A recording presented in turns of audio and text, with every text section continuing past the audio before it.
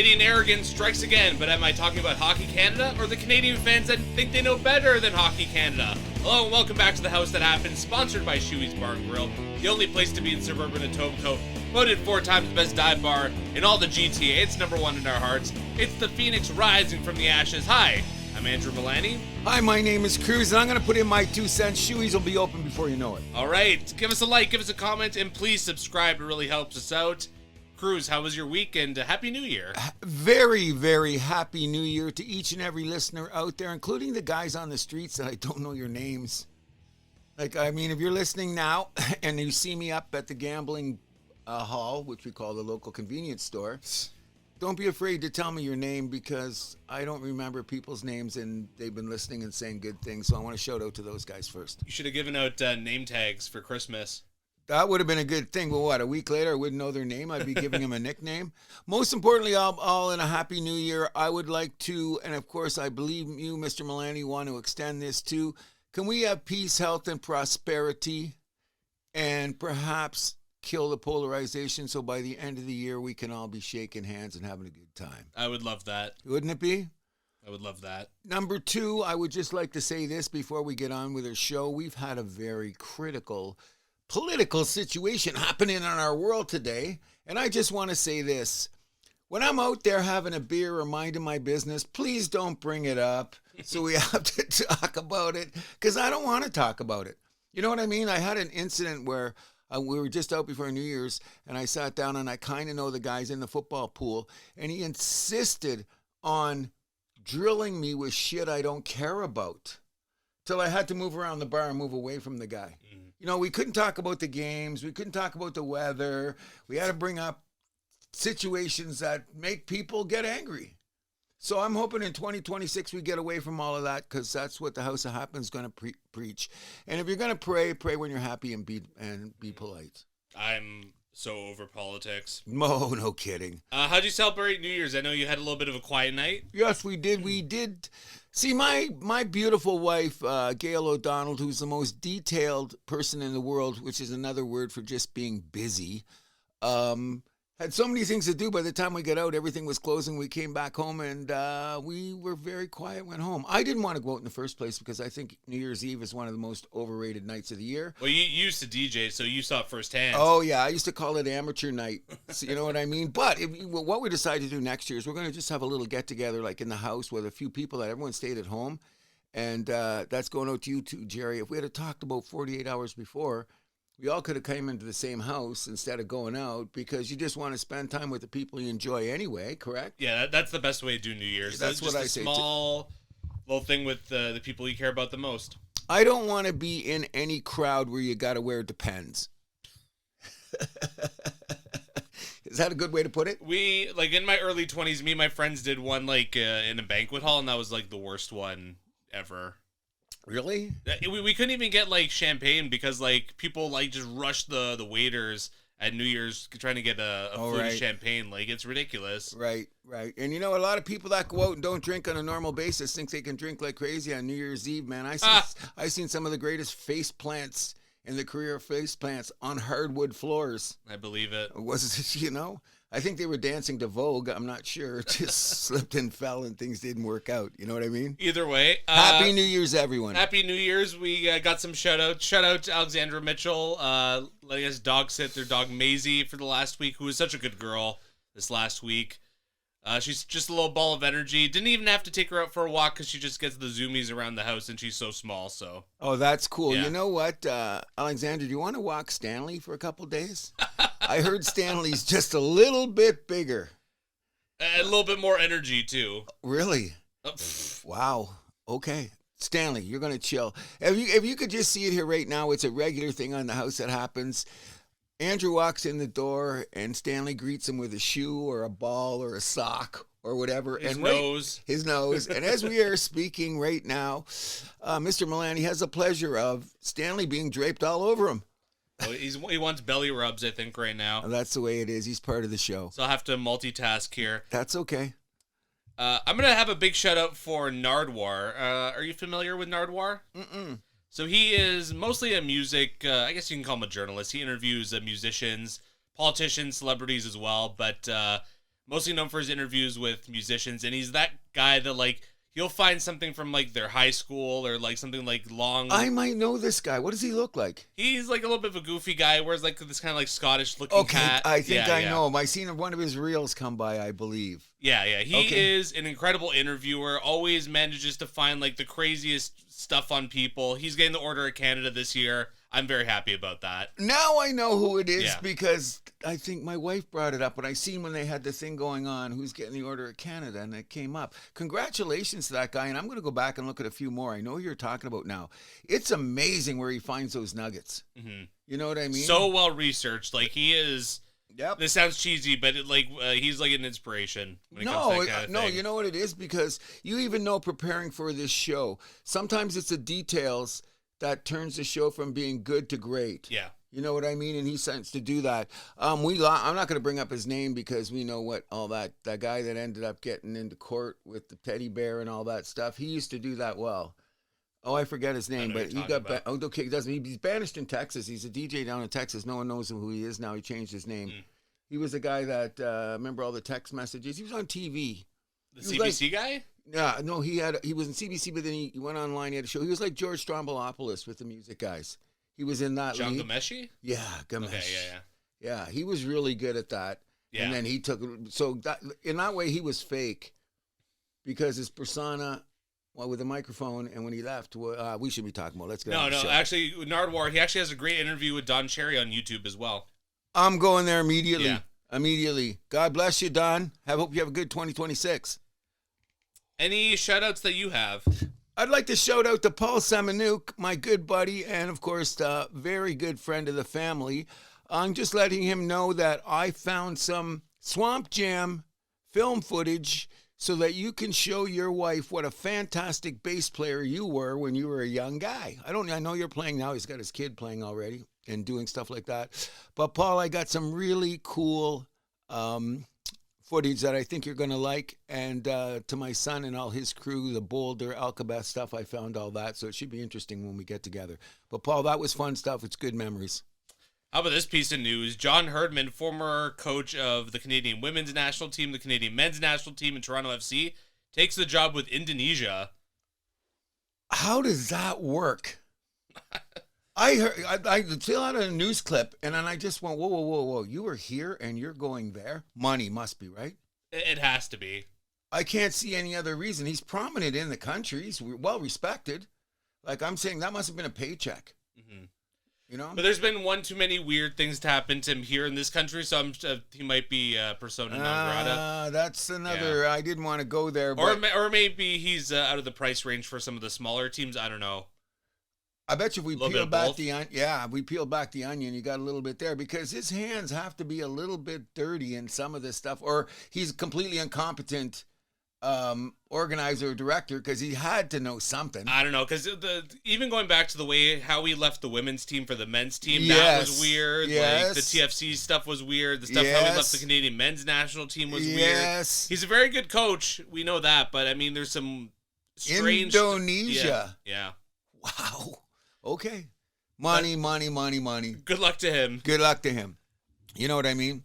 And maybe somewhere in the world we'll establish the fact that you're just a great coach and we don't have to talk about rhetoric. You know what I mean?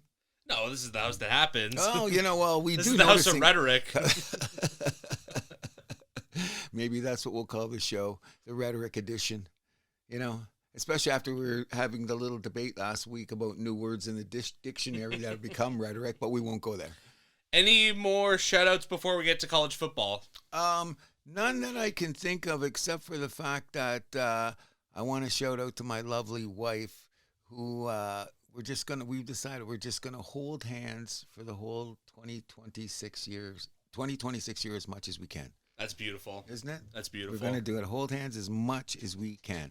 I'm going to tell that to Radhika, actually. Yeah, that's, you know what I mean? Because when you're together a long time, you do a lot of stupid stuff like bickering over nothing. And you're not together for a long time, you do some stupid shit too. I'm going to close it there so I don't get in trouble. I'll shut up right now. My That's lawyer's not that's present. more of a joke about me and Radica, but like, I hear you. Yeah, Just my lawyer's not present, so I'm not going to say anything. Fair enough. Right? You know what I mean? Either way. But anyways, I we should just say this. We hope everybody had a very happy New Year, and I can't say it more than I've ever said it before. Positivity will rule, people. Let's take it from there. Now on to college football. Yes, so you were 3 for 4. Or no, sorry, 1 for 4. You were wrong for 3 of them. Yep. So let's just go in order. So Miami stunned Ohio State 24-14 in the Cotton Bowl on New Year's Eve. Well, I forgot a shout out. I wanted to shout out to all those whiny ass the Ohio State Buckeyes. I know Michigan lost the same day. We blew it in the fourth quarter, but we weren't in the playoffs. Oh, you guys blew it? Yeah, blew it in the fourth quarter. But anyways, we weren't in the playoffs. And the big dogs, Ohio State, when they lost. The defending champions. How do you think I felt when they lost?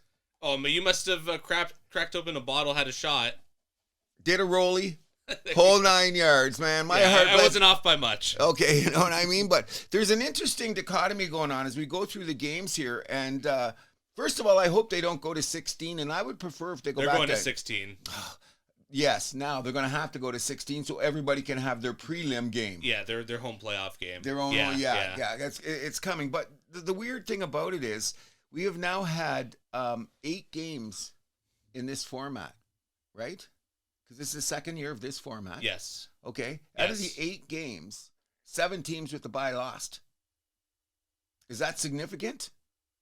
No, less. Boise State lost. You go last year. No, because... Look at this year. Texas Tech had a bye, lost. No, because lost. This year, one of the teams with the bye. Indiana was the only. And last year, Ohio State. No, they didn't have a bye last year. Are you sure? Yeah, no, they didn't have a bye.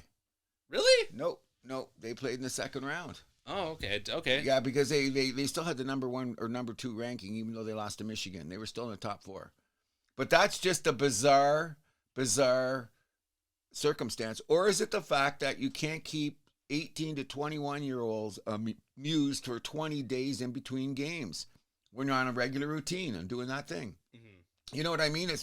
People are talking about it.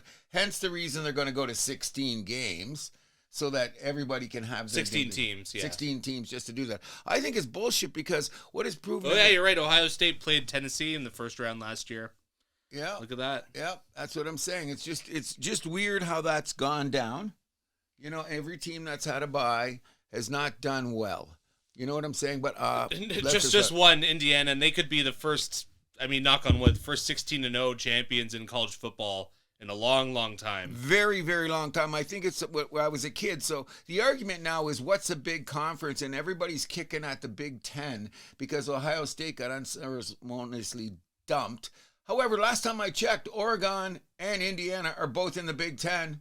So before we start jumping up and down and yelling, the last 2 champions have come from the Big Ten as well. Last time I checked, could be happening again. I really think that's going to be a national championship game. But let's go down and see what happened. First of all, Ohio State was rusty to me because they couldn't get the run game going. And the 2 ends on Miami, who crushed the week before, because they beat Texas Tech and or Texas A&M. Texas A&M, yeah. And that was like, I was shocked. When I was talking the show before, one of one of my favorites to win it all was Texas A&M. Yep, all year. I thought they were going to be there. But then again, they got beat by Miami, and maybe Miami wasn't getting looked at because they had those 2 early losses. But coming down the stretch, they've been as tough as any team in football, and they're going to be something to deal with. Their quarterback, I think the kid's name's Chambliss. I don't think he's going to play in the NFL. They say he's going to get drafted. Well, who are the 2 quarterbacks expected to go? It's the Oregon guy? Yeah, Morris and Mendoza from Indiana. Yes. And right now, I hope they leave those guys on the bench for the year because none of those guys are pro ready. I think they're going to have to take a year to figure it out. I saw it in some mock drafts, I can't remember the guy, the Alabama quarterback. People had him going late in the first round. I'm like, really? This guy? Yeah, but then here's the other thing that happened. Now Carson Beck for Miami, his stock has gone up because remember they kicked him out of Alabama and he went there and he's got a shot at the national championship. So I would take him over the other guys because he's seasoned. The proof is in the pudding. What's the quarterback that got hurt for Atlanta that was looking good, the kid? Michael Penix. Michael Penix and Brock Purdy are living proof that maybe you should take a look at the fact that why they came into the league a little bit better Because they have more starts. You know what I mean? They've had 34. Bo Nix, yeah, that's 30, 40 starts that they have in college. These other guys, Anthony Richardson, what did he play, 10 minutes? Cam Ward. Right? You know what I'm saying? You got to look at the fact that these guys got to be developed, but we'll talk about that for another time. Anything else about Miami, Ohio State you want to add? I'm just saying that when you look at the history of Miami, I just want to bring up one thing. I think we talked about it. When you see a guy like Michael Irwin going crazy on the sideline, and you see Edgerrin James, Ray Lewis, Andre Johnson, I'm forgetting the guys that were there, they're fans too. And that's their alma mater, Coach. So I'm just, as I told you before the show, how are you going to feel when it's 5 minutes left in the game and you know the Leafs are going to win the Stanley Cup? Sure. You're going to be crazy. But anyways, we'll get on. Nothing else. Hurricanes now their stock in Vegas went way up. And they punched their ticket to the Fiesta Bowl. Yes, they did. Oregon crushes Texas Tech 23-0 in the Orange Bowl on New Year's Day. Here's the craziest thing about this, and when they're saying it, Texas Tech was top 5 scoring team in the country. They were averaging 40 points a game and got shut out. Woo! But did you see their offense in the first half? Mistakes all over the place. Oregon's a well-oiled machine. They did have a tough game before that to get to where they are. Sure. And now Oregon has only had like maybe 1 or 2 really, really tough losses. They are moving up the top of the Vegas ladder, and their quarterback is now considered top 10 in this year's draft. But we're gonna probably going to go top 3. I think that's a mistake. Like, yeah, look at where the teams are and like who needs a quarterback though. I think it's just as simple as that. Because who are the teams that are going to be drafting quarterbacks? The Raiders and the Jets. So you're going to draft a Kenny Pickett. You're going to draft that Wilson guy on the Jets. You're going to draft a Trey Lance. Can I continue? I'd rather get the old lineman or the guy that's going to be guaranteed. Is it going to be a problem if you let him develop on the bench though? If you let him develop, as the word Troy. Well, if your buddy Brady is running the Raiders, you would think he would be telling them that. Well, I think that's what's going to happen. Yeah, I mean, they'd be stupid not to. Okay, so for example, throw in Geno Smith and let him do his thing for another year. Yeah, but grab a guy like Mendoza. Brady's your mentor. Learn the offense. Watch your film and take lots of reps. Although the way it is now in the NFL, like now or never. No, not even that. But like you can rest like the first half of the season, but then second half, like we want to see you play. I think it's too soon. There's very few guys that do. Look at Drake May did that fine. Yeah, but he was a mess last year. But it was good for him to learn. I wouldn't call him a mess. Not a mess, but you know what I mean. Look what he's learned in 1 year. I would think that experience last year though helped him become the guy he is this year though. I would say the same for Bo Nix, even though I think that Drake May's farther down the line. Although Bo Nix, he got the job from jump, didn't he? Yes, he did. Yeah. But he had a great quarterback coach. And he had way more experience in college. In college. You know what I mean? But that does take time. Oregon punched their ticket to the Peach Bowl. Indiana smashes Alabama. This is the biggest score of the day, 38-3 in the Rose Bowl. You know what the funny thing about that is? And I don't really care because I never cheered for any of these teams.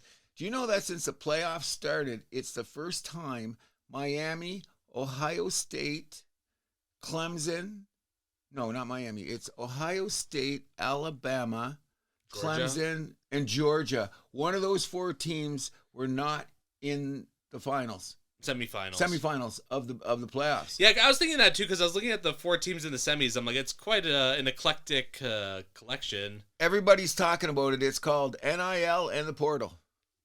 That's changed a lot, but you know, like, fair enough. Do you really care about blue blood tradition? I've never been. I don't have a horse in the race. Okay, that's what I'm looking at. But when you got a program like Alabama, they looked up and said, "Indiana isn't that a basketball school?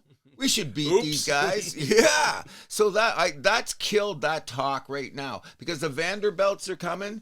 Miami is back. You know what I'm saying? Look at some of these schools. What's the other school now that's amping up? But there's a couple, 3. We could talk about it all day. But people have realized now what you do with Seghetti, the coach of Indiana. Don't you love his first press conference? Yeah. Why did they hire you? Because I win. Greatest ever. And look what he's done. I'm surprised you're giving a Big Ten school some credit. No, I'm a Big Ten guy because of Michigan, but I never thought Indiana. No, but you're never giving Ohio State their flowers. Come on, I don't have to do that. Didn't you see the or sign? Michigan State. You don't see the sign on my door when you come in. Bruins fans and Ohio State fans heed the message at the door. I think someone must have taken it down. Yeah, well, my wife did. She said that's very rude. In any event, we got all those. The games were all shit. Just think about that. Well, what about Ole Miss topping Georgia 39-34? That's my point. We had 3 shit games. I watched them all. They were terrible. You know, like the execution alone was terrible on the bye teams. Then you come into a game. Georgia's up by 10 points at half. Haven't lost a game since Jesus was a baby, ahead by 10 points at the half. And Ole Miss comes running back. Is this a Cinderella story now? Especially with the way that they lost their coach. I mean... End of story. But here's the weird thing. 5 of those assistants that are running Ole Miss right now, as soon as this is over, are going right to LSU. Oh. So what about that dichotomy? And they still found a way to come back. Quarterback was great. The defense came out of nowhere. Of course, Georgia made a couple mistakes. I think it was the big ones, the 4th down that Kirby Smart called in his own zone. I think he would have punted. There was still 7 minutes left. Georgia's defense was holding on, but he took a chance, and the guy got sacked. Didn't even see the guy coming. 12-yard loss. On downs, go in and kick an extra field goal, and it was over. But I give Georgia credit because they still came down the field and scored a touchdown to make it close. So it was by far, it was an epic game. And it took 4 games on New Year's Eve and New Year's Day to get a good one. So there's 2 things that are here. If you look at some of the games that were played in the round before, most of those sucked. So What are we saying here? We're getting mismatches in college due to, is it politics? Is it the committee? I don't know, but I think next year, and I know you're right about the 16 games. I hate that. I'd rather go back to 8 because you're going to get 4 or 5 teams are going to get their asses kicked. But the other argument is this. What if you had taken those other teams in and a Notre Dame had got in? You know what I mean? Yeah. Teams like that that we know that were already there, that were credible teams that could have got in. But or a Texas could have got in. They were that close. Should they replace those other teams? Anyways, I'm going to say this one more time, and I'm going to say it every time we do the show. Nick Saban, I don't know if he should be just running college football. Maybe he should be running the country. His pragmatic approach to how things are going with college, with the NIL and the portal. Well, the portal's open now. That's the timing of that's always been so weird to me. The portal's open now. So you got guys that are going for the national that. championship that are already thinking about, am I going to the next team? Am I staying? That's ridiculous. But shout out for Michigan because they got the guy from Utah and he came in and settled all the boys, which is cool. But the bottom line is we always want the highest level of competition.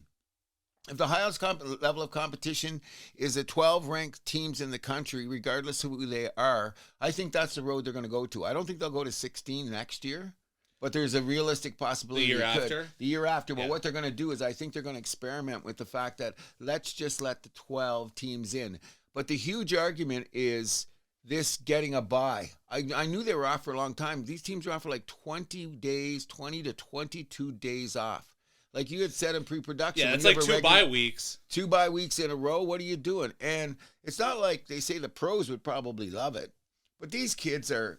Even the pros, though, I mean, there'd still be a rest versus rust debate. Well, that's what Nick Saban said right at the halftime. He goes, is it rest or is it rust? Interesting prospect. You know what I mean? No, I'm with you. I know you hate it, but that's a big reason why I would want to move to 16. Well, you know what? It's starting. There's got to be something to it. Oh, and here's another thing. Not only that, 7 teams that had a bye that lost. None of them scored in the first quarter. That's nuts. That's Texas Tech, top 5 scoring team in the country. Didn't score a whole game. Looked completely unraveled in the first quarter. But in any event, I think these next 2 games are going to be great. So on Thursday, we have Miami and Ole Miss at the Fiesta Bowl. Miami's favored by 3.5. Who do you got? I'm taking Miami. I'm taking Miami too. And then Friday, we have the Peach Bowl, Oregon and Indiana. Indiana favored by 4.5. I'm on Indiana. I'm on Oregon. Ooh, the upset. Just because I like that coach. I think he's just crazy. Phil Nike told him you do anything you want. Okay. Do you ever see Oregon's uniforms and all their get-ups? Of course. Nobody can touch Oregon with anything. You know what I mean? By the way, Oregon, Indiana, both Big Ten teams. This is like me cheering, okay, I got to cheer for Boston or I got to cheer for Florida. Oregon's like a new Big Ten, though. They're basically still a Pac-12 team. They should be a Pac-12 team, but that's the politics of basketball. The Pac-12 couldn't run itself. Exactly. It's California, baby. California. Wait, you're making this money and we're making this money, huh? That's what it was. Exactly. Which gets us back to Notre Dame's automatically got a bye now if they're in the top 12. Insane, but whatever. Dallas Cowboys of college football? I don't know. I'm surprised you didn't say the Leafs treatment. I didn't want to go there because we got enough to say about the Leafs later. All right, anything to add for college football? No, watch the games, and you're going to see. I should have wrote their names down. I will after next week we get the thing. There's about 8 guys that I've seen. They're going to be all pros within 3 years. Especially one of those defensive linemen on Miami. Yeah. Wide receiver on Ohio State. The corner on Oregon. These guys all going to be. That's the guys I would draft first because they look like more guarantee if I needed a quarterback. But that's another story. Watch the game. It's going to be good. All right, we'll move this from college football to the NFL, and we'll have our final edition of the Power Rankings and Cruz. Not to bushwhack you here, but I cheated a little bit. I did a top 10 for our final version. Oh, I can do that too. That's not a problem. You want me to add them real quick? I bet you can do it off the top of my head. I'll go first then. Okay. So number 10. Let me just take a quick look here. Do you want me to go while you put your list together? Yeah, go ahead. All right, so number 10, I basically had to flip a coin for this spot, but I'm going to go with the Buffalo Bills, 11-5. No chance. 10? No chance of the Super Bowl. Okay. Number 9. Can this team get their offense together? It's the Philadelphia Eagles. Wow. Better days ahead for this team? I got the Chicago Bears at number 8. Okay. Number 7, are they fraudulent? I got the LA Rams. Number 6, another team that might be frauds, the Denver Broncos. Whoa. Number 5, I did not finish. Oh, no, I did this. So I'm going to call this team the Hydra. You chop off one head, 2 more grow back. It's the San Francisco 49ers. Oh, yeah, okay.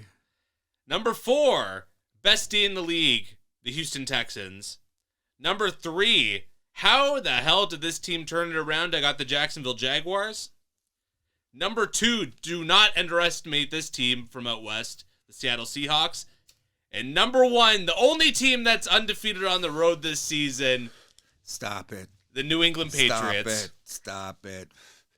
I knew that was going to come on. I don't see 8-0 beside anyone else for the road in the NFL. Okay, so I'm going to say this. We're going to have a top 10. I'll just say 6 to 10 would be the 49ers. But I would have the Bills and Philadelphia above that. I'd probably have Chicago right in there too. You have the Bills and Eagles ahead of the 49ers? What's that? You'd have the Bills and Eagles ahead of the 49ers? No, I'd have the 49ers, and then I'd have the Bills and the Eagles, and I'd put the other guys behind. You know that? Because then you got to get to Texas, would probably be number 6. I should have had them higher, but I'll just go from there because your teams are good for the top. So once I got down to that 6, it was Texas, and I almost had Texas at number 2, but because I can't get a wild card team, that just doesn't make sense because we know the history. But then we get down to number 5. I had the 49ers at number 5. I had the Jags at number 4. I have the Pats at number 3. I have the Broncos at number 2. Whoa. And I have Seattle at number 1. Now, here's my reasoning. I think by the first round of the playoffs, I could look like a complete idiot. Okay? I'm just saying that it is. And they're still jockeying for positions because technically the Pats still have a shot at the number 1 seed. Oh, I'm going for the Chargers tomorrow. Okay, but you know what? Here's the other thing. The Chargers, we'll get to that in our report. The Chargers were almost my number 10. It was between them and the Bills. I did have my Chargers in the top 10. Definitely. I would have them in the top 10. But they're resting everybody, but we'll get to that along the way. Agreed. So you want to just do a quick review of the week? Because as we're doing the quick review, as I was saying about 2 weeks ago, I said, remember 2 or 3 weeks ago, everybody that's in the playoffs now is going to be in the playoffs, except for we got to wait for Baltimore.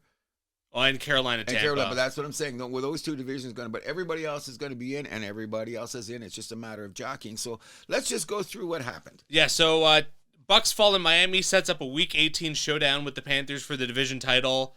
Although, it's not a win and you're in situation for Tampa. They need a win and a New Orleans win to make it to the playoffs. Because of the conference thing, right? Because of the tiebreaker. Yes, that should be so interesting. If Tampa wins and Atlanta wins, somehow Carolina still wins the division. Yeah, it's weird, eh? No, it's that conference. You got to have good tiebreakers. No, great. It's just funny for Tampa weird. how they look like they were in the driver's seat all year, and they're not even in control of their own destiny. Okay, so let's just say that they're one of those teams tied with Indianapolis where you went back to the middle of the season, and those teams were like top 7 ranked by Vegas as Super Bowl contenders, and look at both teams now, almost outside looking in.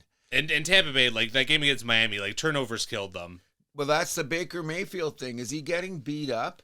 Is he getting past his best before date? We all love Baker, how his career has gotten to here so far, and he has played well. There's no excuses about what's going on with the offense because all his weapons are back. He had a guy hurt on the O-line, but why didn't they run the ball more? I don't know. Okay, so the Falcons are, Miami is not a team that they should have even been worried about with all the problems in Miami. They only had 53 rushing yards the whole game. Thank you very much. So it was turnovers. I just thought it was a colossal collapse by Tampa. I thought for sure they're going to win the division.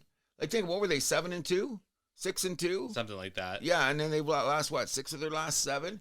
Their defense is out in the field too long, and it's been proven the D is not quite as good as it was. But look what they did. They slowed them down, and they're in such a situation right now that we'll talk about the Troy Aikman at the points at the end of this. Yes, we will. Okay. Next game. Steelers fall in Cleveland, sets up a Week 18 showdown with the Ravens for the division title in prime time. In prime time. Looking at the stats of this game, it's shocking that the Steelers lost by a touchdown. It is, exactly. And you look at it, they moved the ball. But the big thing now is... and they only scored 6 points. How? How did this happen? Okay, I give Cleveland's defense all the credit in the world. Agreed. Okay, they are good. If they're out in the field too long at times. But Myles Garrett had a most interesting statement. You must have heard it.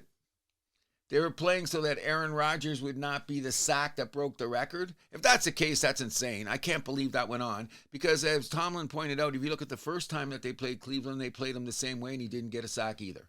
So I don't know where that comes in. But Aaron Rodgers was looking at Myles Garrett the whole game. The big thing that kills them is they don't have DK Metcalf.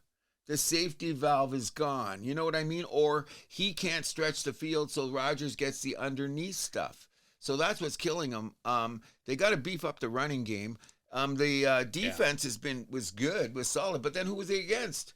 Sanders. Yeah. And the Browns. So I think it was a insanely bad loss for Pittsburgh. And does this mean if they lose to Baltimore, is this the end of Aaron Rodgers? Probably is. They say they're going to give him one more year because they want to draft a quarterback and give him some Steelers coaches. Are going to bring him back? There's a good word that him and Tomlin going on. But here's the deal. We'll talk about this later when we get to the preview. There's going to be some big talking after the Pittsburgh Ravens game. After that outcome on both sides of the fence, which is going to make for a lot of rhetoric. You know I mean? No matter who wins. I agree. Yeah, it's going to be there. But a colossal loss for the Steelers. I hope they beat Baltimore. I mean, I got no horse in the race, but I'm a Jack Lambert fan, so I'm going to say Pittsburgh, come on, do it for Tomlin. I want Pittsburgh to lose. Do you? Yeah, I do. Okay. Lawrence and Little carry the Jags to victory over the Colts. Probably not a surprise at this point in the season, given where both teams have been the last, couple months of the season. I'll look at it this way. This game was not as close as it looked. You know what I mean? Trevor Lawrence threw an interception early, which didn't really matter because Trevor Lawrence is now playing the best football of his career. He's got those 3 guys now, that Washington, Brian Thompson, and they picked up Thomas and Jacoby Myers. That's really opened up their offenses where they can, he uses them all. And those guys are selfless. Plus, they got ETN, who's been having a great season. And their running game is working, and their defense is middle of the pack to less. So, one of the things is that the Jags have just come on in the last 3 weeks because we took a lot of their wins. They were beating up the Tennessees of the world, so to speak. But now that they've gotten this far, they've beaten some really, really big teams. They got a slim chance at the first seed still. Very slim. Very, very slim. But I believe that Trevor Lawrence has worked his way into the MVP conversation, and I believe Liam Cohen, the coach, has worked his way into the Coach of the Year talk, because Trevor Lawrence looks like $1 million out there. He looks like the guy that was coming out of Clemson, which gives you the theory that we were talking about quarterbacks coming out of college and coming in. He went through, 2 or 3 coordinators? Liam Cohen come in, settled the thing down, got the right pieces, let him play free. The Jags are going to get a home game, and they'll be tough down there. You know what I mean? The number one thing I want to say about the Jags, though, is I want to shout out to their owner, Mr. Khan.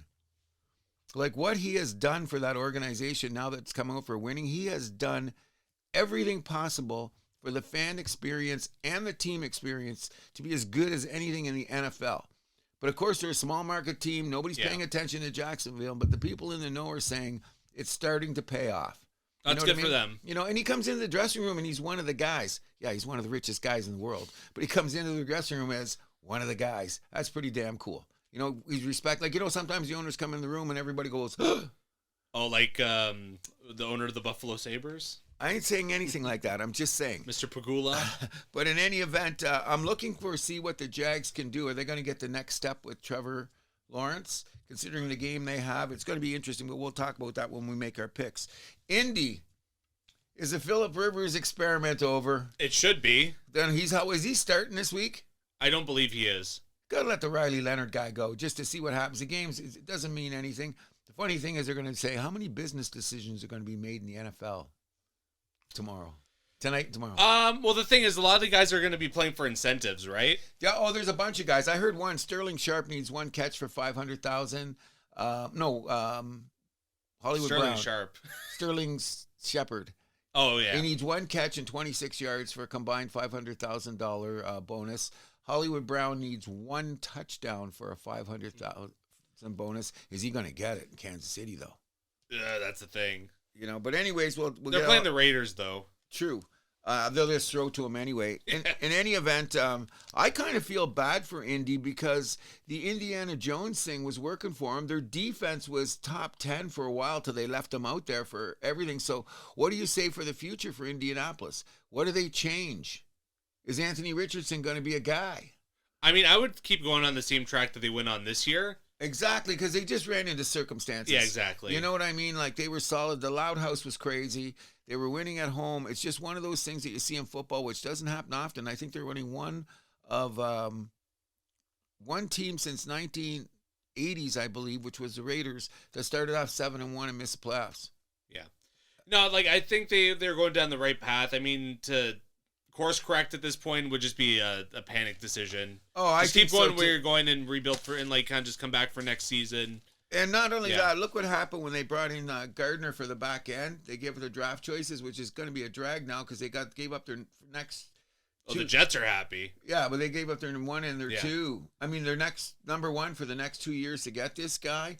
And when they need parts, it's all about, can your organization hit in the draft? So they better hope those 2nd and 3rd round guys are going to come around. But shout out to McAfee and his crew for trying to keep the team above water, but it just wasn't their year.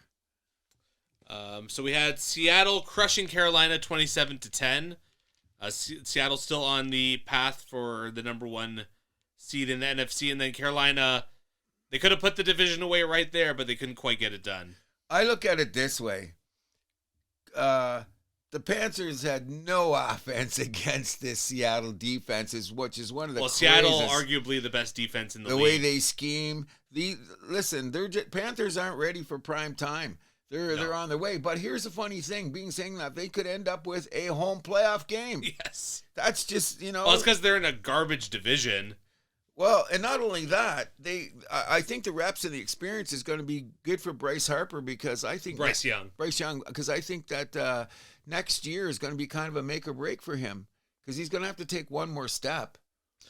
I mean, the way he took a step this year, I think he'll be fine for next year. They got to put more around him. Their defense was okay, but they didn't get it. The one thing that they did was the pressure they put on Sam Darnold at times was pretty interesting. You know what I mean? And when you see it against other teams like that, the big question now is the Sam Darnold experiment is at the crucial point for San Francisco. Don't you think? I mean, for Seattle. They got to play San Francisco for the division.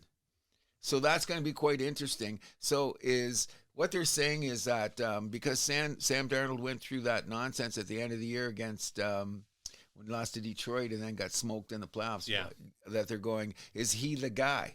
But he's played well. You know what I mean? And he's got weapons around him. He's got a running game. He's got that leading wide receiver with the long name. Well, I mean, he definitely proved himself the week before against the Rams.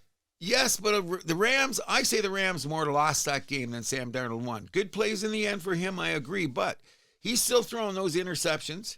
He's still getting sacked at the wrong time. He's got the arm. He can make all the throws. Well, getting sacked at the wrong time, that's not always on him.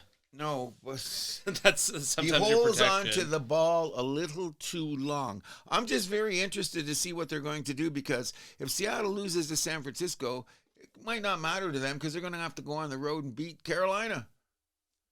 So, you know what I mean? So it could be good for them any way you're going to look at it. But I mean, I'd still rather have the home playoff game in the bye. Every time, you know?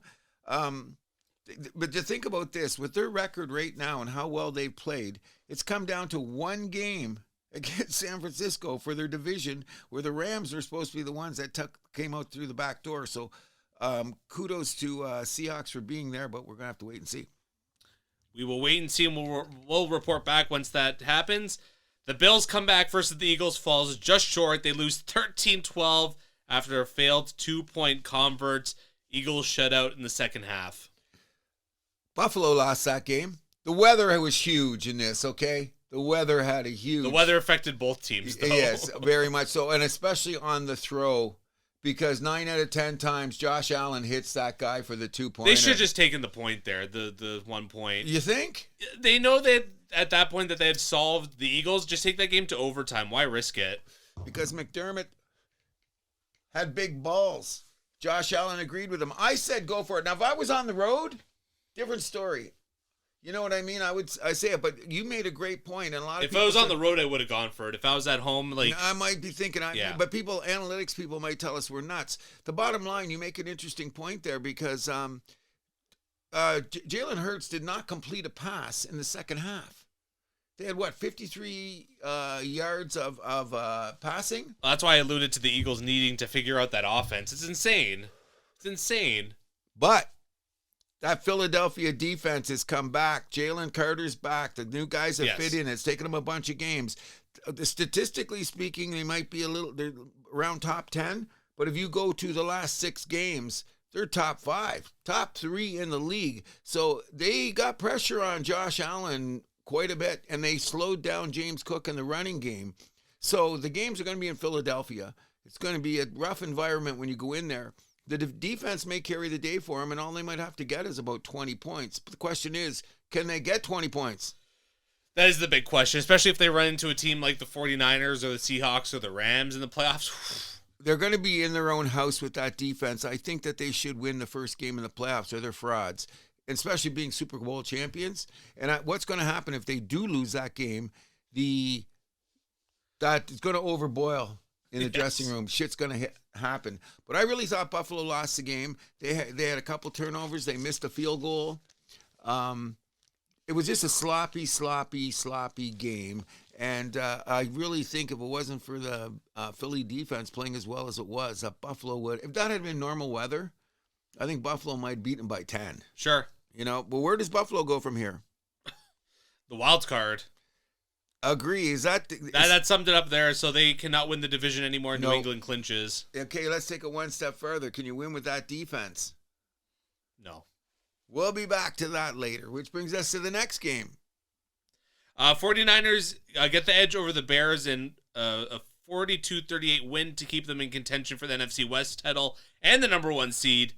This might have been the game of the year. I don't know if it was game of the year, but it was crazy. It was an insane game. And what I got out of it was number 1 is the Bears defense.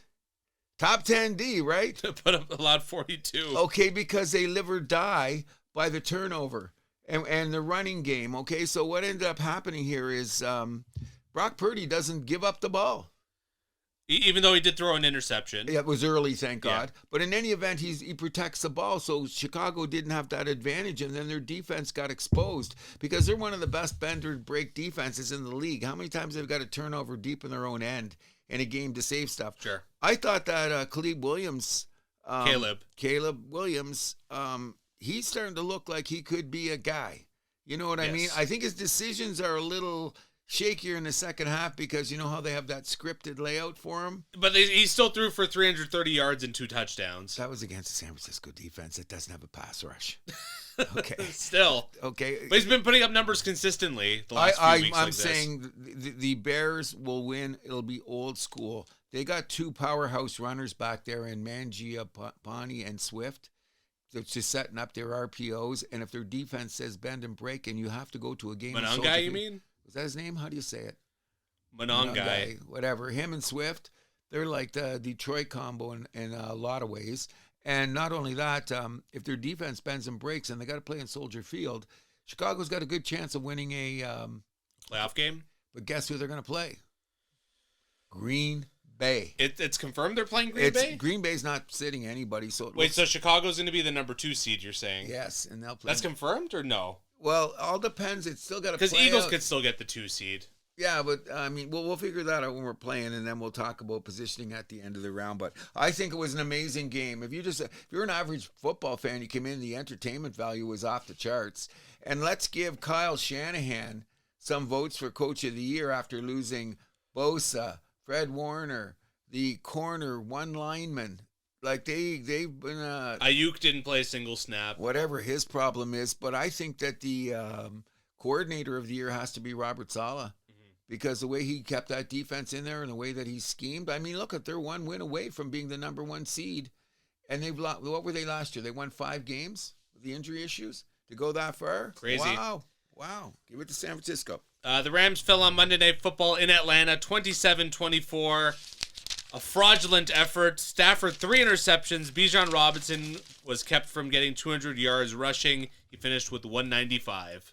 The crazy thing about that game is that, like, this is LA's 3rd time coming east this year, and in the first half, they were all over the board against Philly, against Carolina, now against Atlanta, Atlanta has, if you look at their record at home, they're a bit of a Jekyll and Hyde team. Man. Yes. Very Jekyll and Hyde. They've got a better defense that's been advertised. And the Rams just made too many mistakes. That's how I looked at it. So you're saying if the Rams got to go into Philadelphia or Carolina, they're in trouble? I don't think so because they didn't have Devontae Adams, and they're just resting him for the playoffs. He'll be coming out right away. That makes a huge difference in their offense, especially when they're in the red zone. And they didn't have that thing to keep it open, so it's going to be very, very weird. But the Rams have the formula. Top 10 D, top 10 offense. And here's the crazy thing. They blow a lot of weird games, though. Oh, the king. At one point in time, they should have been 12-0. If you look back at the block kick, the fumble going into the end zone, the missed 4th down against, was it Denver or San Fran? So they had a lot of situations where if McVay had done something a tad different, they'd run away with the division. And that's what happens in the NFL, to tell you, every game counts. Because those games were like week 6, week 9. Now they're coming back to haunt them, and they're going to have to go on the road, and nobody has won a Super Bowl from a wild card position since when? Aaron Rodgers? Really? I think it was Aaron Rodgers, because he was after... That was after the Giants? After the Giants. Oh, I don't think anybody since Aaron Rodgers has been a wild card team. You might be right. And nobody's done it. So, no, there's a lot of people that say it's about time. Cyclical, comes around every so often, and it's been what? Aaron, 15 years ago, I think it is. Yeah. Whenever they won the Super Bowl, should make it interesting. I'm saying this. I don't think there's anybody on the planet that wants the Rams coming into their house, because if their defense has their day, they're as good as anyone in the league. They're just young. I wonder how they're going to have to keep them all together when their contracts come up with the salary cap. Because 3 or 4 of these guys on the linemen and linebackers are I don't know. They're going to have to be creative with their cap structure. That's what we're going to see. As for Atlanta, I wonder what they're going to be, because they'll have their quarterback back for the whole season. And I think they got to keep Kirk Cousins around for 1 more year due to his contract, or it's a $20 million dead cap hit if they buy him out. I don't know. That was a bad contract from day one, though. Yes, and the interesting thing, it could be a Philly-Rams rematch in Philadelphia. Ooh. And remember that snow game last year? Yes. The Rams are about 2 plays away from stealing that from Philly. Yep. So depending Potentially going to the Super Bowl. Potentially going to the Super Bowl. So I'm going to find that if that comes up, that's going to be very interesting. The Rams and Philly in Philly to keep on going. And lastly, New England destroys the Jets 42-10. Why are we even talking about this game? Because it's about New Why are England. we They punched talking their about this? ticket to the AFC East title. Okay, that's nice, dear. This is the Jets. You beat the shit out of them twice. This was no contest. You know what I had it on? Feels good, though. If you're a Pats fan, Oh, feels good. you have to be in that. You're back. The evil empire is back. Give Vrabel, he's got to get props for definitely Coach of the Year. Oh, for sure. Drake May now is, they say, running even with Matt Stafford in Vegas for MVP. Okay. Should be Drake May. Why? Okay, so you look at their passing game. Stafford's got the edge on him, sure, but on the ground, it's all Drake May. Okay, let's be realistic about this. I told you this already. The New England Patriots had the 4th easiest schedule in the league. The Rams. Oh, I didn't realize they ranked, they handicapped the MVP based on that. No, but you got to look at how they got there. So I'm going to look at it this way. The Rams have now had, I forget what other team, their percentage points with having the toughest schedule in the league. Oh, boo-hoo. So we got to remember this. I wonder what Stafford's numbers were if he went against the Jets twice. If he went against Miami twice. So you got to put that into perspective, bro. I played in Come on. Arizona twice. It's okay. Arizona can play D. They're a tougher team. You know what I mean? And look at the Rams are in the toughest division in football. They're gonna have 3 playoff teams come out of there. Debatably. What division's better? You were saying earlier the NFC North. Not anymore. It's a more Early in the consistent year. division. What? It's a more consistent division. Yeah, but the best division in the league this year is, come on, all 3 teams are going to the playoffs. Sure. They're all winning 11, 12 games. So that's what Stafford's Well, you can only beat who's in front of you. There you go. But I'm saying, like, when we're going to alter the numbers and you look down to And it, the Rams because lose everything- weird games. Like, and the other extent, the Pats don't lose to losers. So it's going to be an interesting vote, in my opinion. If I had a vote right now, I'm going with Stafford because of just the competition. Why, you think your I'm Detroit biased? bias. It's not a Detroit bias. He plays for the Rams. Last time I checked, did I have my? Oh, I just took it off. I had a Stafford shirt on yesterday. But in any event, it's going to be interesting to see who gets there. The 2 most interesting things in the NFL this year, by far, because usually by this time they've said, oh, this guy's going to win the MVP, this guy's going to watch Coach of the Year. If you had a vote for either one of those, man, you better dig deep and find a reason to do it. Because, 5 candidates for Coach of the Year? You can't count Trevor Lawrence out now. Say they suddenly get the number 1 seed, they win, and things go weird this weekend. I would still say he's a long shot. I do McCaffrey too. looks like a shoo-in for Offensive Player of the Year. Yeah, so he's going to be in there, which is really a drag because why can't he get MVP votes? Because he's not a quarterback. This is so insane. Analytics people make me crazy. Just make it most most outstanding player, and you get rid of all that nonsense. That could be it. But you know what? The value of a quarterback in any sport, what's the most important position in any sport?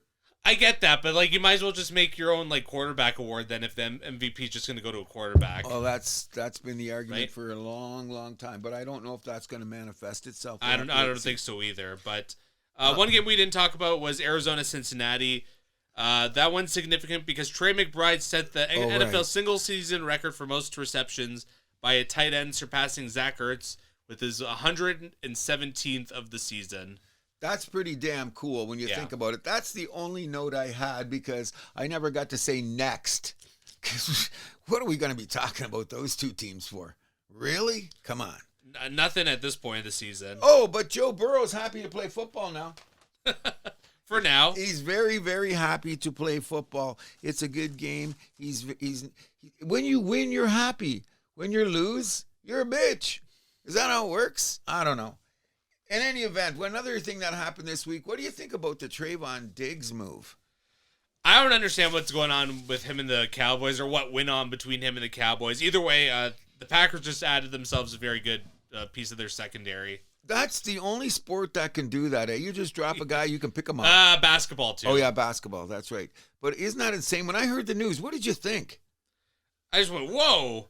Of course you did. This was like from like deep left field, you know, like way over there. When this is like left field at Polo Grounds, you know, just thank keeps you. going, You going. know, and not only that, think about this. With the injury to Micah Parsons and some secondary help that they were having trouble with, they could pick this guy up for a playoff run. Unbelievable. I don't know how much. I don't know how much that's going to help Green Bay winning a playoff game, but it's a nice little ad. Definitely. Well, it proves their D. Sure. And they had a solid D. It's been a little banged up towards the end, but puts them in the position that they are. But it's going to be quite interesting to see what's going on there. I don't know why they picked him up. I'm not really sure. No, I know why they picked him up. The big question is, why did Dallas dump him? No one's saying. And there's no salary cap ramifications or anything, is there? Because his contract was ending. Maybe they didn't want to pay him. Yeah, I mean, this is Jerry Jones. So the other thing I wanted to bring up is, what do you think about Troy Aikman becoming the advisor to the Miami Dolphins in selecting their new general manager? Yeah, so was this just like a temporary hire? Like he's just there for the GM search? Okay, I think it's not a bad idea because I'm going to give you how it worked out for another team. My beloved Detroit Lions. When Mary Ford, whatever her name is, took over from her parents when she became the principal owner because she was in succession, she brought in Chris Spielman as a Detroit guy, a very good football guy who didn't want to coach, he didn't want to do anything. He brought her in there because his knowing about organizations, and he sat beside her when they went through the whole process, and look what they ended up with. Brad Holmes and Dan Campbell. So it worked out pretty good for Detroit. So part of the thing they say is somebody that has the experience, but someone that has their ear to the organization. And apparently Aikman has some very good company in the upper levels of the Miami organization. Oh, we must get paid for this, right? Of course. You're not doing that for free. I just think it's just so. And Aikman, one of the guys that I think has carte blanche to say whatever he wants about football. Don't you agree? I agree with that. You know what I mean? What does he say? What does he do? Whatever he wants. But in any event, that should be good. Are we ready for our picks? Yes, we are. Okay. So this one is this afternoon. Carolina at Tampa Bay. Tampa Bay is favored by 3 points at home. I'm on Carolina for the upset. I'm taking the Bucks just to save their season so it won't be a disaster. Seattle at San Francisco. Seattle is favored by 2.5 on the road. I'm on the Seahawks. I'm on the 49ers. At home with the Levi Stadium crowd. Old school pressure. I'll take them. New Orleans at Atlanta. Atlanta has a chance here to play spoiler. Atlanta's favored by 3.5 at home. I'm on the Saints to upset. What's this again? It's the Saints at Atlanta, right? Yeah. I got to take Atlanta again only because I was Saints guy at home, but oh no, I'm going with the Falcons. Cleveland at Cincinnati. Cincinnati is favored by 8 points at home. Cincinnati all day. Next. So Cincy? Yeah. Indianapolis at Houston. Houston's favored by 10 points at home. I don't like that spread. Give me the Colts. I'm going to say they win by 15. Indy's got nothing to play for. They're down seeing that the air's playing coming for pride. out of the, agree, but the air's coming out of the balloon by the fourth quarter when they've got their tickets to go to Turks and Caicos and Cancun and wherever. I'm saying they pull it out in the fourth quarter, and unless Houston wins, but they're not going to cover. Unless Houston sits their defense guys because they get up too big and there's a backdoor cover, but I'm still taking the Texans. Tennessee at Jacksonville. Jacksonville is favored by 13 points at home. I say they win by 20. Give me the Jaguars. Next. Green Bay at Minnesota. Minnesota is favored by 9.5 at home. I don't like that spread. Give me the Packers. This is what I don't like about Week 18, but I love it for fantasy even though I'm out. The bottom line is Green Bay's sitting everybody. Like Jordan Love's not playing, nobody's playing, which they're saying Malik Willis is playing for a contract next year, which could be interesting. Yeah. And they got to work Diggs in, so he'll learn about the defense. What's the spread again? 9.5. I'm going to go with the Packers. Yeah. Dallas at the New York Giants. Dallas favored by 3.5 on the road. Give me the Cowboys. Next. Cowboys as well? Yeah. New York Jets at the Buffalo Bills. Bills favored by 7.5 at home. Give me the Bills. All day. The Jets won't show up. Look what they've done the last 2 weeks. They ain't showing up. Detroit at Chicago. Chicago's favored by 3 at home. Give me the Bears. You know what? I'm going to take the Bears just for the reverse Whoa! jinx. I thought you were going to take the Lions for sure. No, I'm hoping for the reverse jinx because the Bears need to win the game, and I don't know what the Lions are going to do showing up. You know what I mean? By the fourth quarter, they could be making business decisions. Everyone's got their incentives. True. You know, you got to remember that. Oh, there's incentives. Oh, I got mine the first quarter. I got mine the second quarter. I'm gone. Let's go sit down. LA Chargers at the Denver Broncos. Denver's favored by 12.5. I'm going for the Chargers. I think they cover. Not a chance. You're on Denver? All day. 12.5. Nobody's playing on San Diego. San Diego. I got to stop that. The Chargers, nobody's playing, and this is a weird thing about Harbaugh, who likes games. He's playing nobody. Nobody. His mother's on the injury report.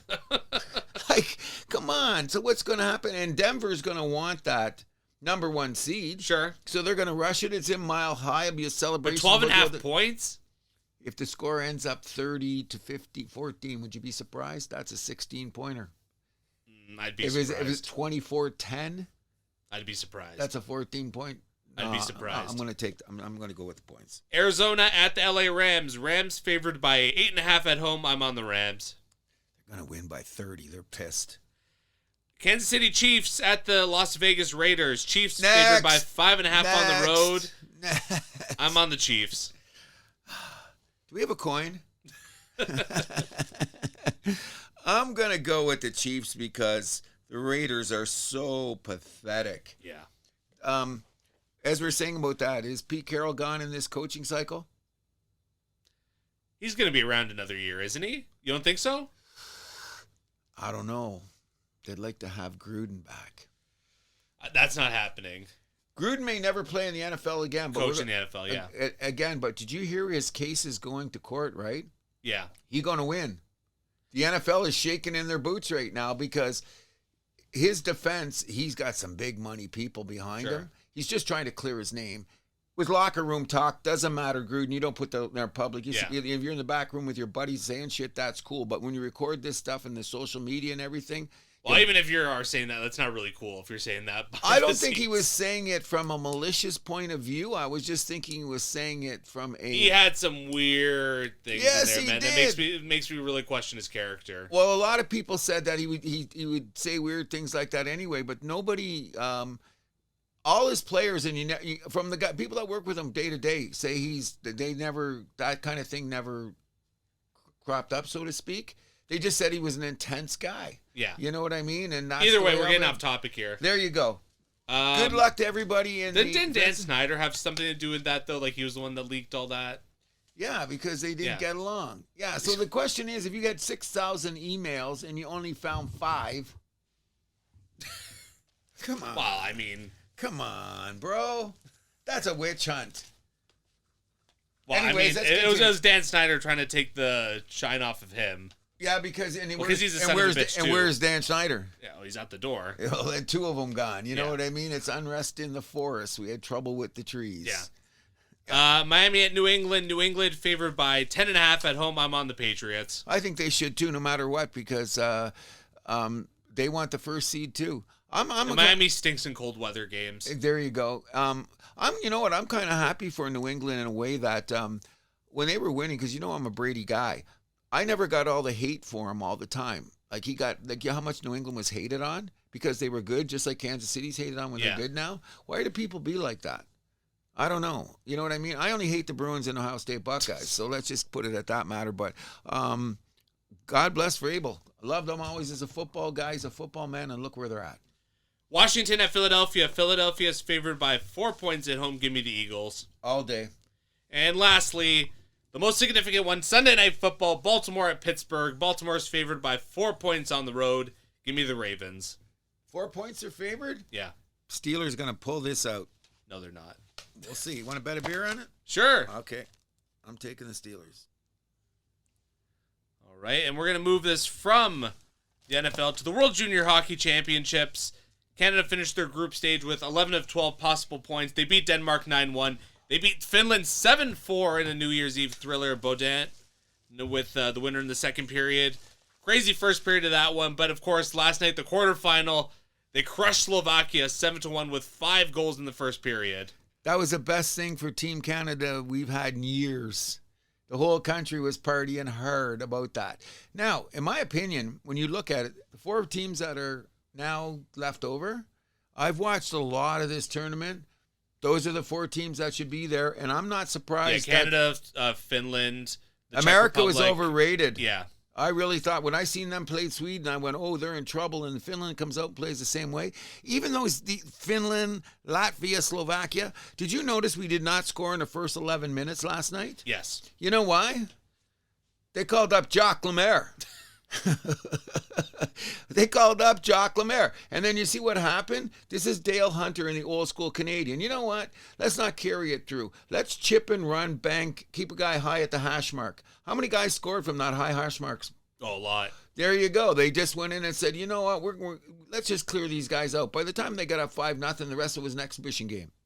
Oh, for sure. You know what I mean? And I'm loving it because the guys that I brought up, Bodwin, Iginla, they all showed up last night. That Parkett guy from Calgary, I want him to do every press conference from now on. Yeah, yeah. That guy's just the best. And what are the guys going to say to him when he gets back in the dressing room in Calgary? Oh, my mom was saying that too.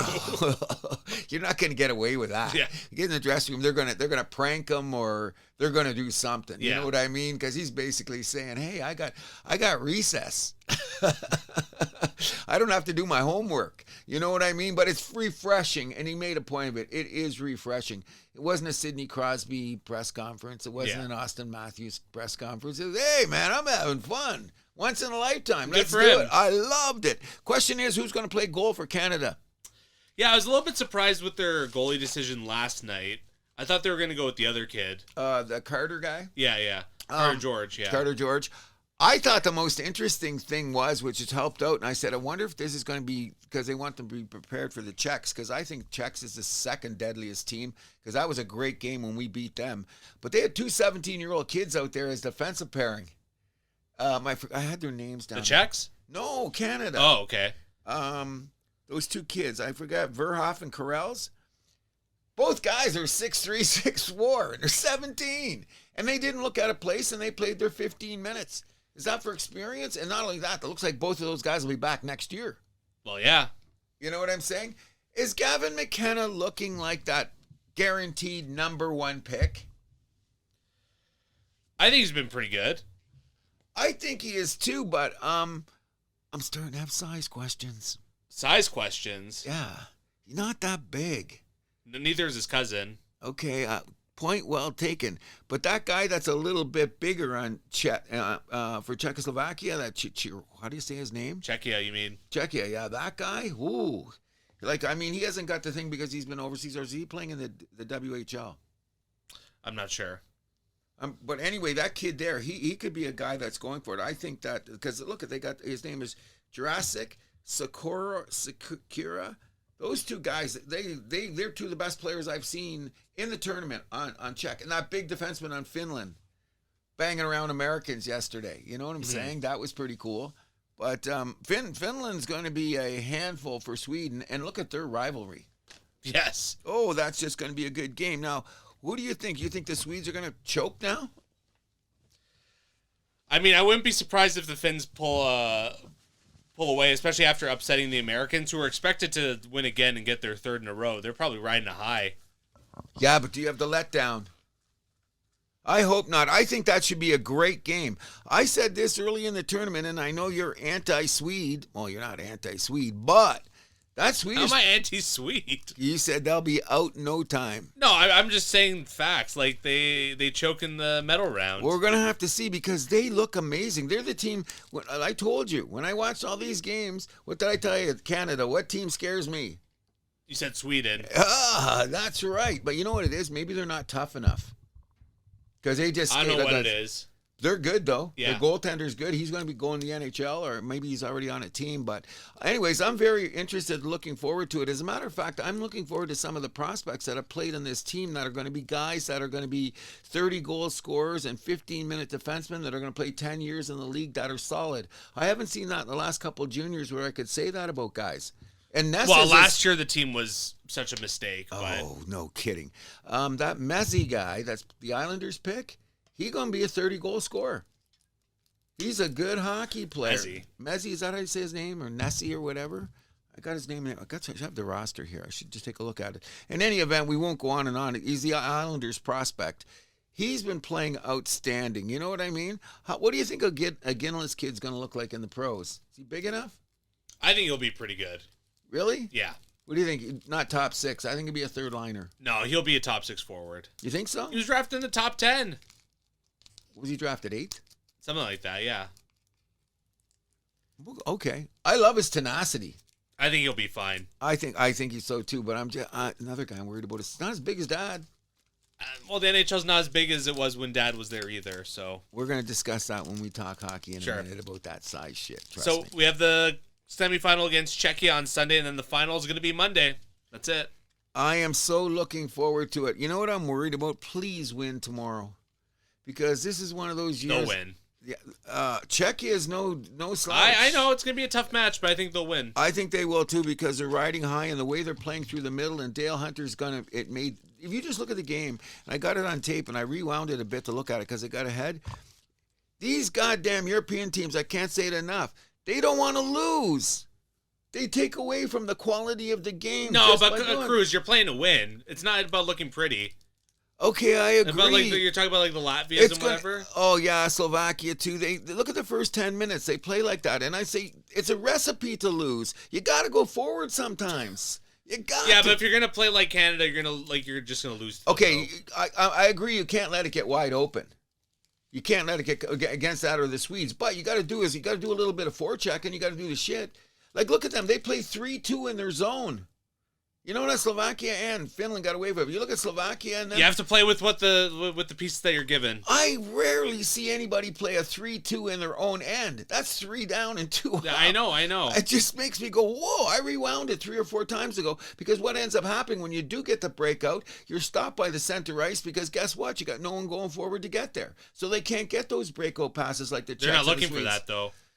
How do you win them, bro? I don't know. You got to grind it out. Grind it out wins you. Well, that's why this tournament is the way it is. I wrote that down about grinding out. You can grind out one win, but you can't win a playoff series like that. And when you think about it, you're right. The tournament is only a one-game thing. Good point. Or you could grind your way to the playoffs like Slovakia did. Sure. And Latvia did. Latvia's goalie was outstanding. If that guy, did you see him? Every team had trouble beating Latvia. They didn't beat him till late. That goalie was on. Is he drafted? I think he is. Probably is. Any event, let's go Canada. Yeah, so you also wanted to bring up Zachariah Thomas and his sticks. He's part of the Forbes top 30 under 30 for sports. Oh, thank you so very much. I'll let you. I discovered it, but you can give the facts if you want. I mean, you're the one. Okay. Yeah. Anyways, this guy was. He played semi-pro. He played in the O. And during COVID, when all the leagues got shut down, what he decided to do was he realized the sticks were breaking so much. He did his own research, got his own compound, and started making hockey sticks, which are now about half the price of the leading sticks that are made in North America. And they break less. Not only that, he's got a worldwide distribution. He is now considered one of the top 10 under 30 entrepreneurs rated by Forbes. This is an amazing contribution. But not only that, I'm really glad you brought this up. Here's the key. I think it's 10% off his net gain goes back into communities that maybe the kids can't afford hockey sticks. Whoa! This guy should be already Canadian of the Year or Order of Canada in a few years. But congratulations to Zachary Thomas, right? Zachariah Thomas. Amazing. Look this guy up, and all you people out there, Jeff, you must know about him. Jeff, the bartender, I know you listen. Check this guy out, or maybe you already heard about him. Serge and Sergeet, because you guys got all the sticks for your kids coming up along the way. Very interesting story. Very proud of the guy. He was on Shark Den too, wasn't he? Shark Tank and Dragon's Den. Congratulations to a great Canadian, and the give back's amazing. All right, we'll move this over from the World Juniors to a little bit of Olympic talk here. The Olympic rosters got announced for Canada, the U.S., Sweden, and Finland. So for Canada, it's whatever. We knew what some of the players would be, so I'm just going to name what the roster is. Sam Reinhart, Connor McDavid, Mitch Marner, Sidney Crosby, Nathan McKinnon, Mark Stone, Brad Marchand, Braden Point, Brandon Hagel, Anthony Cirelli, Macklin Celebrini, Bo Horvat, Tom Wilson, Nick Suzuki. Thank you. Devin Taves, Cale Makar, Shea Theodore, Drew Doughty, Thomas Harley, Colton Parayko, Josh Morrissey, Travis Sanheim, Jordan Binnington, Logan Thompson, and Darcy Kemper. Solid team. Notable people left off, Connor Bedard, Mark Scheifele, Travis Konechny, Matthew Schaefer, Jacob Chychrun, among others. Jacob Chychrun, he's Canadian, right? Yes. But how come in the book here he says he's American? I think he was born in the States. But he's now Canadian. Yeah. Okay, is that how he plays for Canada? Okay, that's what I thought. Same as Schaefer might be under the same. Something like that. Yeah. I heard that. Thomas Harley too. Harley was born in the States, but he plays for Canada. Yeah. Here's one of the interesting things I found about this. When we were talking about it, the old school is cool as long as the old school wins. Yes. That's how I'm looking at it, and this is definitely old school picking. Now, I came to the table on Doughty because on my original roster I didn't have Doughty, but when you put in the intangible of what he's done and what he can bring just to the dressing room, I agree with that. Okay? They were saying that it kind of came down to the wire between him and Harley, actually, believe it or not. They were kind of bubble players when it came to the end of the day. But Harley made it. He did. But he's not having that great of a season. No. His plus minus is a little shaky at best, but we'll talk about the defense in a minute because I thought that what's going on here when you look at our team. We discussed this. You said the classics, Bill Parcells. If I got to make the meal, got to buy the groceries deal. I want to pick the ingredients. So John Cooper got away with picking some guys that were his buddies, and I don't know if I agree with that. I'm not a Cirelli guy, bro. The season that he's having now lately, he's having a great season. I wouldn't say great. Last 10 games because Tampa's moved up. I watch a lot of their games. I don't even notice the guy. That's how I look at it. But I mean, well, for a guy that's going to be playing fourth line center for you at the Olympics, maybe that's not a bad thing. I'll give him his penalty killing and his two-way play. And if the Cooper needs him as a security blanket, every coach should have that. So I'll back off on the Cirelli thing. Better than Sam Bennett on the roster. Okay, Sam Bennett. If Horvat's hurt, is Sam Bennett the first guy coming in? Everybody's saying that's a politics pick. Cooper can't stand Sam Bennett. Ultimately. You think so? Oh, come on. Yeah, but he's also not having that great of a year. He's coming down now. He's got 20 goals now. Almost 20 goals. He out of nowhere. His last 10 games, like Cirelli, both of them showed up in the last 20 games. If you look at their last 10 no, games. Cirelli, that's not true. He was great from the start of the season. Maybe I just don't like He's a plus 19 as well. Yes, he's really come on. I was surprised to see that, considering what was going on. Is Horvat hurt, though? He's banged up, and they're not saying what it is already.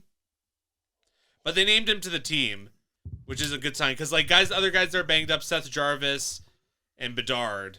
Okay, I agree. So what's going to happen there? Nobody's saying, and I think it's really cool because they want to put pressure on him, but apparently there's 7 guys out there that have been given the word. Do you want to stay in the Olympic program, continue with the testing? Okay, they're saying Horvat not expected to miss the Olympics. Good. I thought he was a great pick, by the way. He was one of my outsiders coming in. He's one of the reason the Islanders there. Him and Nick Suzuki, they might run third and fourth lines. That's not going to be a bad thing because they're 200-foot players, which is really going to make a difference. You know what I'm saying? And here's the crazy thing. I think the Americans are going to lose because they're going to be too slow. Hold on. We'll get to the Americans later. Okay. So, Celebrini, obviously, he had to be on the team. Come on, my boy. My boy. You see him playing the last week alone? No, he's a monster. He's unbelievable. Like, you know what I mean? I'm going out. I'm ordering my Team Canada Cirelli jersey. Celebrini jersey. That's what I'll be wearing during the Olympics, no doubt. I was out looking at him, but they just had McDavid and all them guys. I said to the wife, Celebrini's going to be up there, and I'm going to get one. I love the guy. Absolutely love the guy. 200 feet player. Yep. Tenacious. That release. See the score he got the other night? Top corner over the goal. You just turned around, fired a bang in the net. I said, wow. And how many points is he ahead of his next teammate? Oh, like 30? Unbelievable. Any other picks you said yes or no to that you didn't like? That I didn't like? Yeah. I mean, I like the team. I like the team too. I'm just saying I was nitpicking towards the end. I'm glad nobody brought up Mitch Marner because Mitch Marner is very quietly starting to play a lot better now that Vegas is a weird team though. Oh, they're so weird, man. I see them play. Well, we'll talk about them later. Yeah, okay. Tom Wilson was a bubble player that made the team. Had to make it. Another guy was screaming, make sure Tom Wilson's on the team. You know what I mean? He scored 8 points in 3 games in the last, just coming up to it. Tom Wilson is definitely a guy that needs big banging guy that you'll need, especially with Bennett not on the roster. No, and he's a better scorer. Yes. A better scorer. That's how I look at it. The goalie situation. So Logan Thompson, I think, was the one that most Canadians wanted on the team. Binnington, I think most people were like, well, okay, fine, he could be there, but... Oh, that's what... I'm not starting him game 1 if I'm the coach. I'm starting Logan Thompson if it's up to me. 100%. Yeah. I like the way that Logan Thompson has rebuilt his image. Because what they're saying, and I heard Bill Guerin say this, and Doug Armstrong says this, if they call you up to play in the Worlds and shit, and you say, no, I'm going to Cancun, they put a check beside your name. Why is Cole? Well, we'll get to that later. But I was reading about that, and you think about a bunch of guys that didn't go. Nick Suzuki, they had to bring him. Come on, the two-way player Nick Suzuki, to leave him off would be crazy. But a lot of the snubs have gone on because they didn't kiss their organization's asses. You know what I mean? Oh, you're not dedicated to your country. I don't know. People have lives. You know what I mean? Nagging injuries. I don't know, but. I mean, but at the end of the day, like, look at it from their perspective. Are you going to choose a guy who has been there for you since day one, or a guy who's been like, I don't know? Well, you know, it all depends on how much you're going to play and what the circumstances is, so to speak. I'm looking at it this way. I'm in the moment guy. The guys that are playing in the moment right now, most effectively, I want on the team, regardless of their past. And everyone's going to say, what about the pressure situations? Last time I checked, most of these guys, the reason they're in the NHL is along their career way, they had to be good in some pressure situations in order for them to get there. So what if you're going to give a guy a chance to thrive? So that's why I'm a big disappointment in Schaefer not being on the team. Because this is he's also 18. Okay, so let's put it this way, and I told you this. Some of these guys that are on this committee. Who do you have taken off for Schaefer? I had it. What's the guy? Name him real quick. I'll tell you immediately as soon as. Taves, McCarr, Theodore, Doughty, Harley, Parayko, Morrissey, Sanheim. He may be the greatest defensive defenseman in that group, and he could play both sides, though. That's the guy. I don't know. He the same defense crew. We brought the same, except for Pietrangelo, I believe, right? Yeah. But basically, we brought the same guys. So it should be good because I'm just saying that the thing about Schaefer is the committee, that's my point is, back then, Doug Armstrong was there, and Yzerman was there, and who else was in the room, and they were talking about it, and they said... Well, not Yzerman, but... Yeah, not this time, but he was advisor. But some of those people that were in the room today were in that room back when they took Doughty, and they said, Doughty, like, maybe he'll thrive. What changed in the 15 years? I think Doughty is also like the experience, and like you want to have that guy in the locker room. But back then he didn't have any experience, and he ended up playing 20 minutes a game. Yeah, but okay, at that time he was also this. They were choosing the 7th D, and it was between him and Mike Green, who doesn't backcheck and is not the greatest skater. Okay, I will say that too. But when you see Schaefer play, he did a rough game against Utah the other night, but he's a kid, still scored a goal. I'm just saying that. How do you know he doesn't thrive? Well, my point about Schaefer too is that like. What are his main strengths? Like him on the power play is puck moving, right? And carrying it out of the zone and clearing in the front of the net. Okay, but those other things more so, I would say. And like there's other guys on the roster who could do those things better. He's not going to take McCarr's job from power play 1. No, definitely not. Okay. And then Morrissey's probably going to play PP2. That's it. But I'm just saying that for the experience and his size... You know what I mean? And the Islanders are contenders. Him and Bo Horvath, that's why I'm very glad that they respected Horvath and the position that he's playing on the Islanders. So he deserves to be on the team. I thought Schaefer would get more of a look that way. But it's definitely his youth is the only reason that he's on there. Rumor has it he's one of the 7. What? That they said, hey, if you want, because they all had to go through this Olympic stuff. Oh, the drug testing. And they got to stay on the schedule to be there. Well, they got 7 guys that are on the schedule still. They're not saying who they are, but come on. We can guess. That's not a problem. Schaefer's one of them on there. So I have to wait and see. But overall, I think it's a great team in this respect. I don't care what anyone brings to the table. Our top 6 is who's got a better top 6 than us? No, nobody. You got McKinnon and... Crosby McGee's on the same line? On the same line. And then they're saying that they might put Celebrini on a wing, because he's definitely playing wing.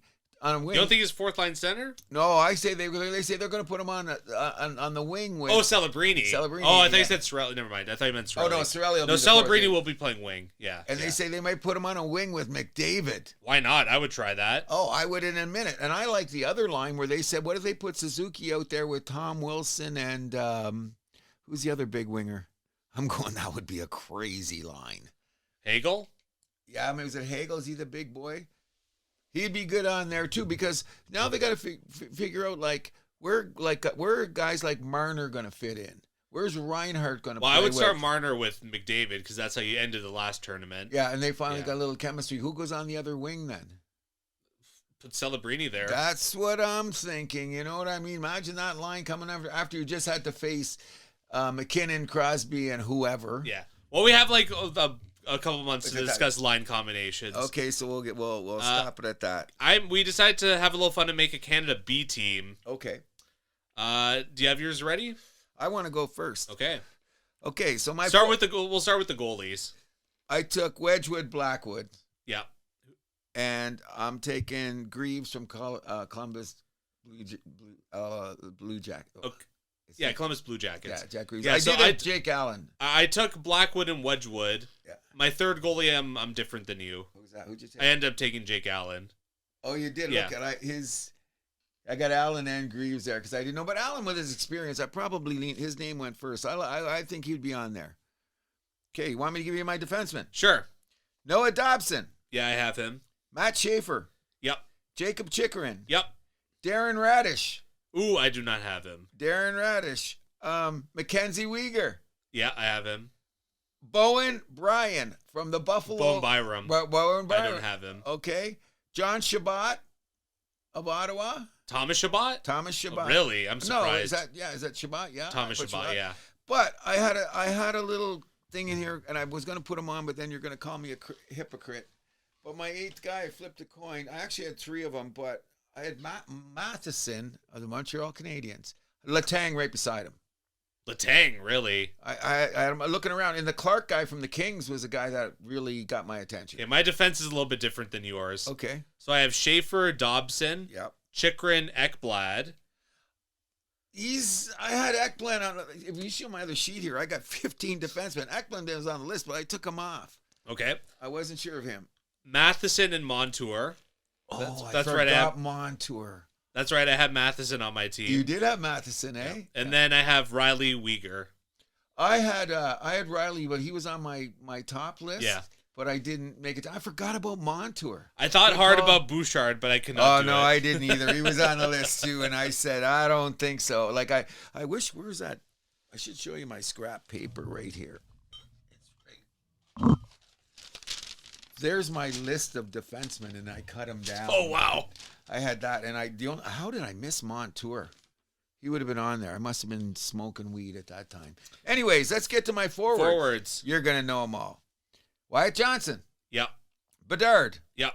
Bennett. Yep. Dylan Strome.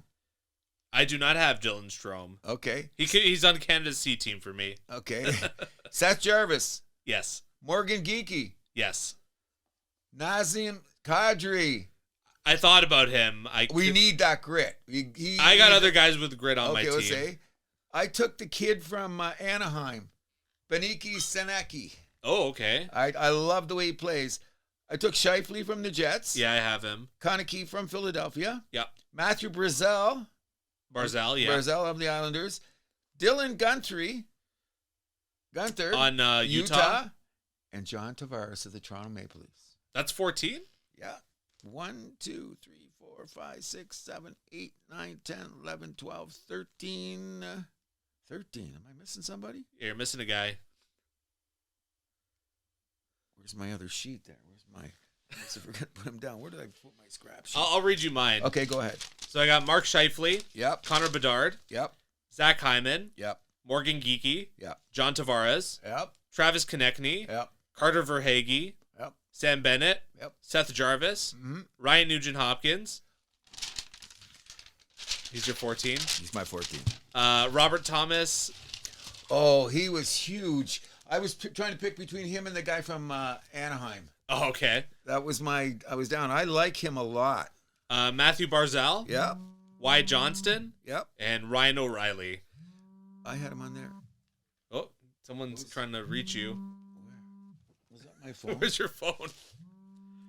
Technical difficulties here at the house that happens. Okay. Yeah, when I made this list, I was surprised I left Quentin Byfield off the list. You know what? If you look at my list on here, like when my huge list, and then I had, if you could see, I wrote down a whole whack of players and went him down.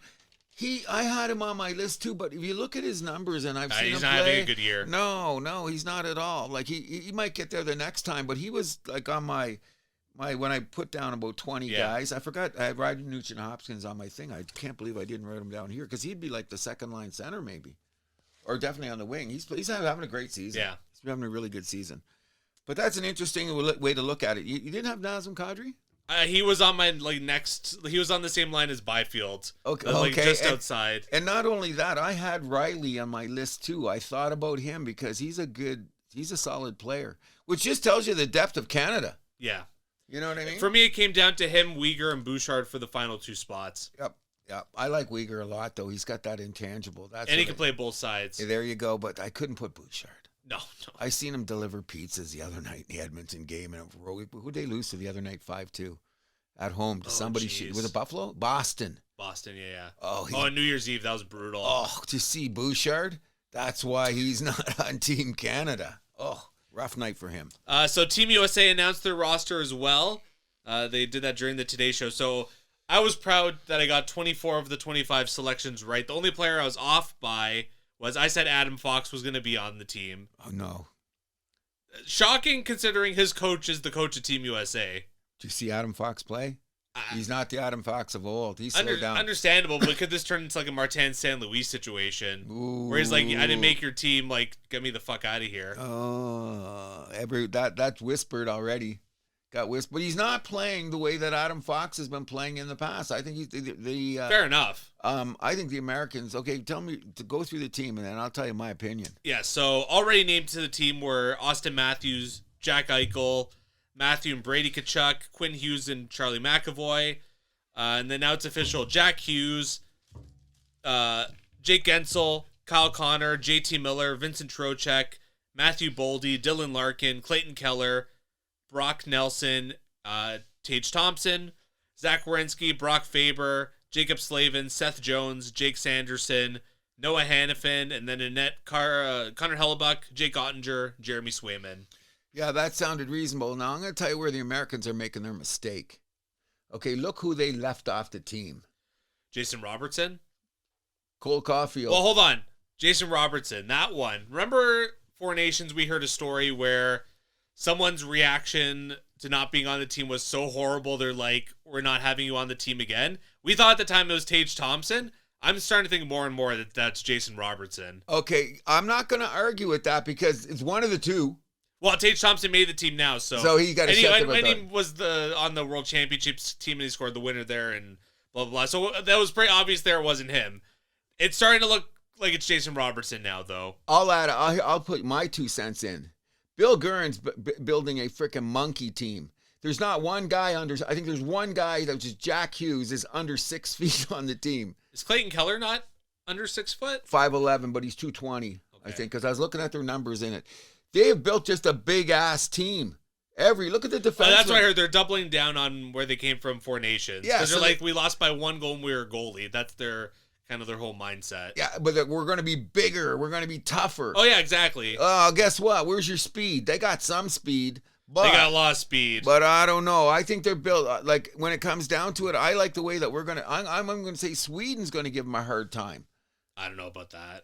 The Americans are just a big, big team. They're very skilled, though. Okay, we're going to see. I think they're going to go the way the juniors went.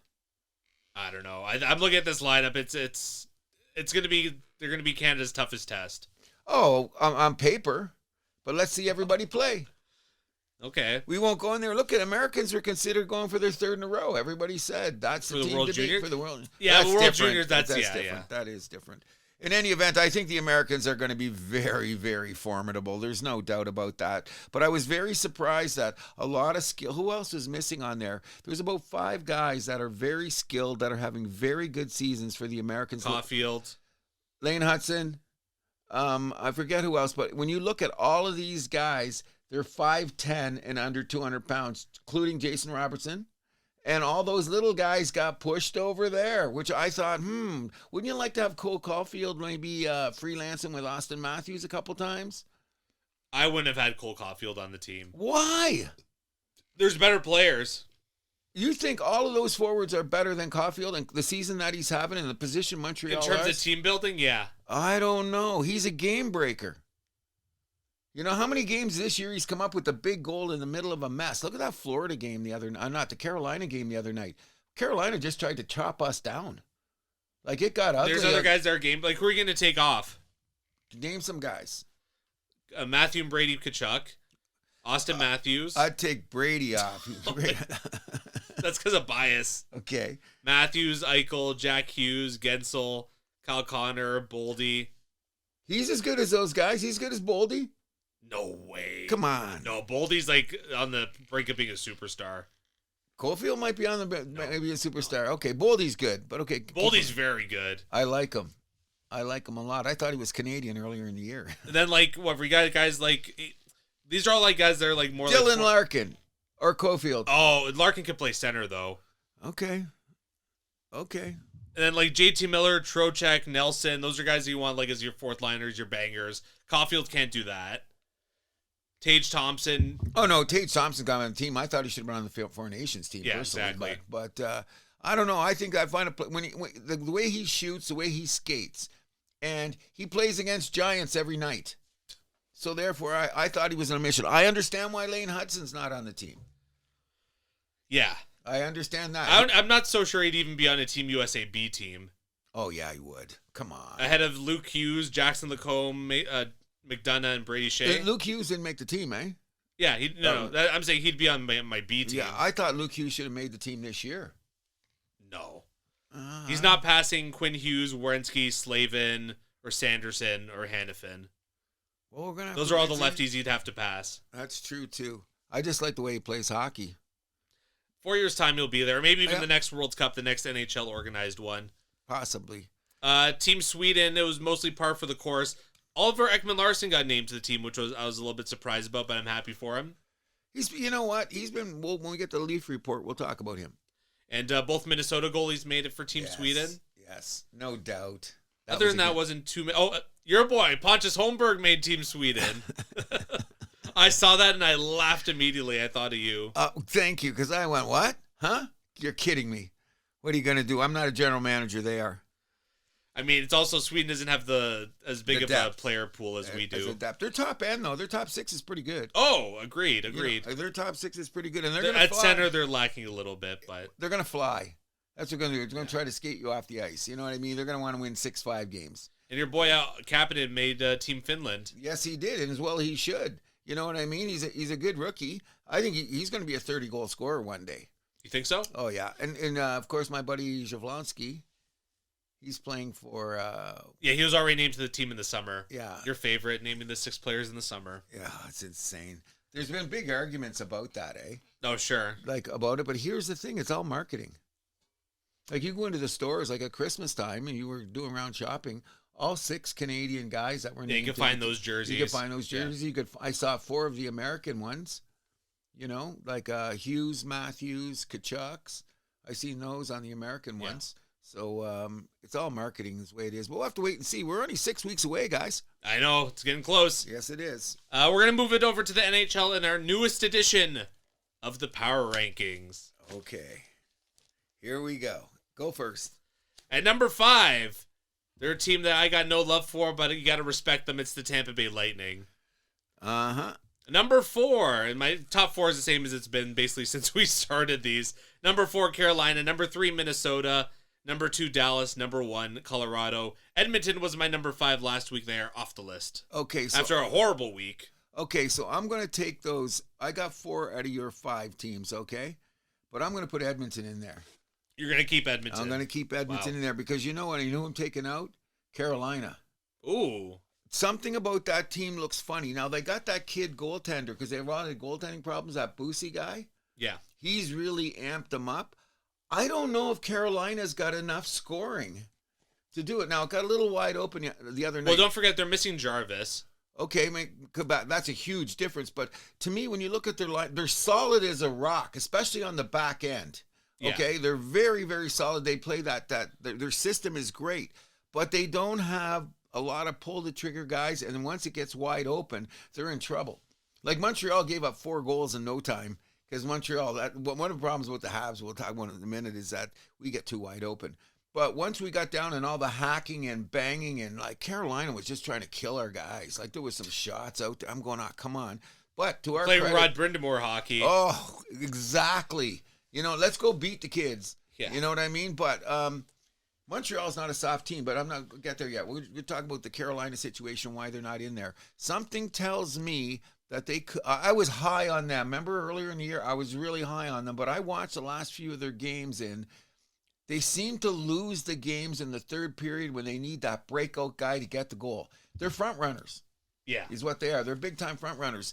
Now, I don't want to knock the team. I really don't, because they're like, look at all their metrics. Okay?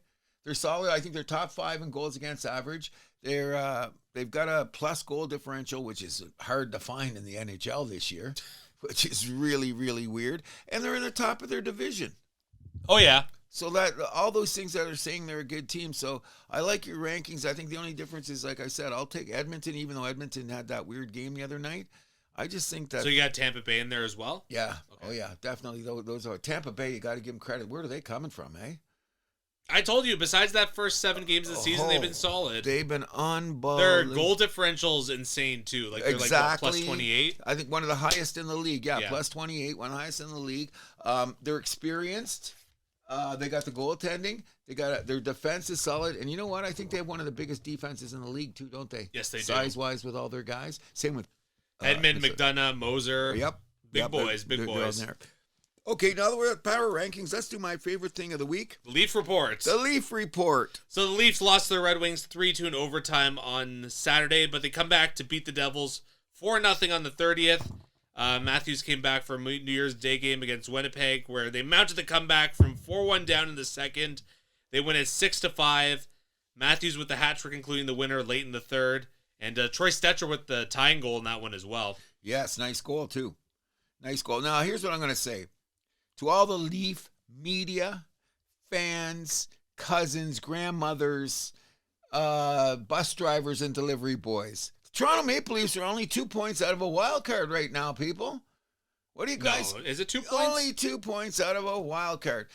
They got 44. Buffalo's got 46. Yeah, 46. Or, you know what I mean? And when you get the next 2 teams, it's Philadelphia and Washington, and they've only got 47. So it's not all doom and gloom for the Toronto Maple Leafs.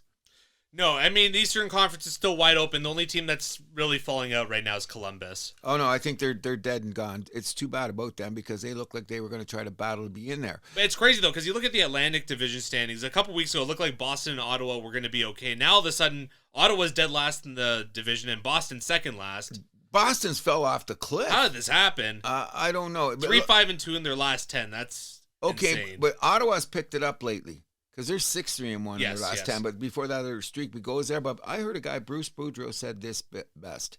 It's not the streak you are on now. It's the streak that you have after the streak. He's talking about the Buffalo Sabres, who are just absolutely stunning. Yeah, can they hold it? Yeah, we'll get to them in a minute. Toronto Maple Leafs, let's just discuss what's going on there. My boy Jason Robertson's got to get more minutes. Nick Robertson, he's got to get more minutes. Come on. Against New Jersey, he was the best player on the ice that night. Bar none. You know what I mean? And they were out Matthews, they were out Nylander, and I think out Tanev too, right? Yes. Okay, so they were out those 3 main guys, and he drove that line, and Tavares played good. Tavares is a great leader. You know, whether he's scoring or not, whatever he does, his presence on a team is very good. I would have him on my team in a minute, hence the reason I had him on my B team, just not only for his play, but for his character. And I think that's holding them together. The problem with the Toronto Maple Leafs is this. That defense is still shaky. Well, we're down guys, too. Tanev has made such a huge difference on this team. You don't realize it till he's gone. He played the one game. They look confident again. He's out of the lineup, and all of a sudden the pizza delivery guys show up again. Lekman Larson's the only guy. Ekman Larson. Him and that Stetcher kid are the only 2 guys that seem to pick up the puck and get it out of their zone. You know what I mean? That's their big problem. Now, once they get up to their front end, they're good, but Toronto was supposed to be outscoring you all the time. They're not necessarily outscoring people like they thought of. And when your defense is like what are they? They're still like in the lowest 10 in the metrics defensively in the league, which is not going to get you anywhere if you get to the playoffs. No, although their penalty kill's been pretty good. And it's really weird after all Savard had to say about the team when he got fired, and all the players rallied around him and said he could be right, and their power play's been insane since he's left, which is really weird because Willie hasn't been out there. It's just a wake-up call then.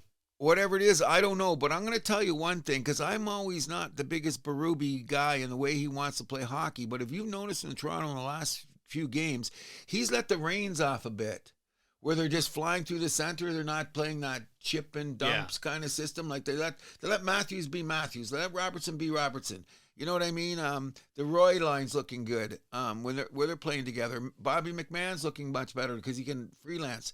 The other thing I'm saying about Toronto, when I watched, okay, for 2 games, they kind of sort of had the same line configuration. But look at the third period. What goes on? Is that in-game adjustments or is Berube? I mean, that's what always happens, though, with like hockey teams, especially like once you get on like once the special teams get out there, like the lines go into blender a little bit. That's normal. I don't think they should go into as much as you can because it becomes a chemistry thing. Like right now, it's looking like on Montreal for the next little while, Shavlonsky's going to play with Demidov. Slavkovsky.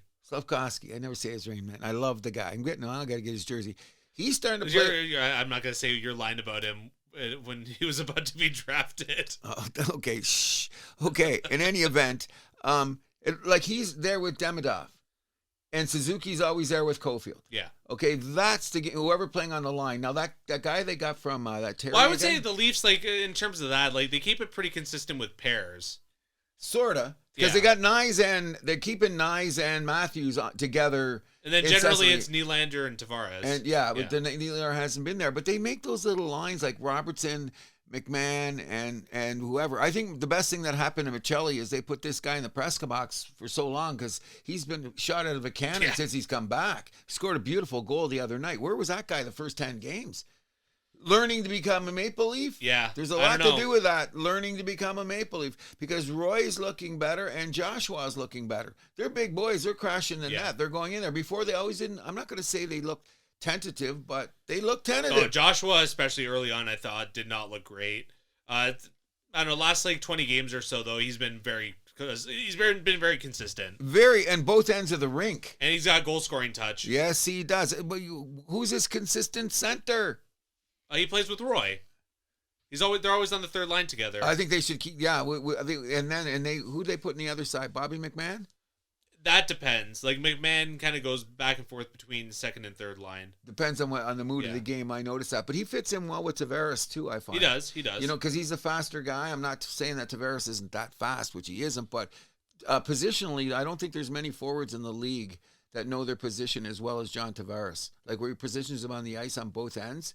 Very responsible guy, which means he can get the puck to the guys that are flying down the wing like McMahon.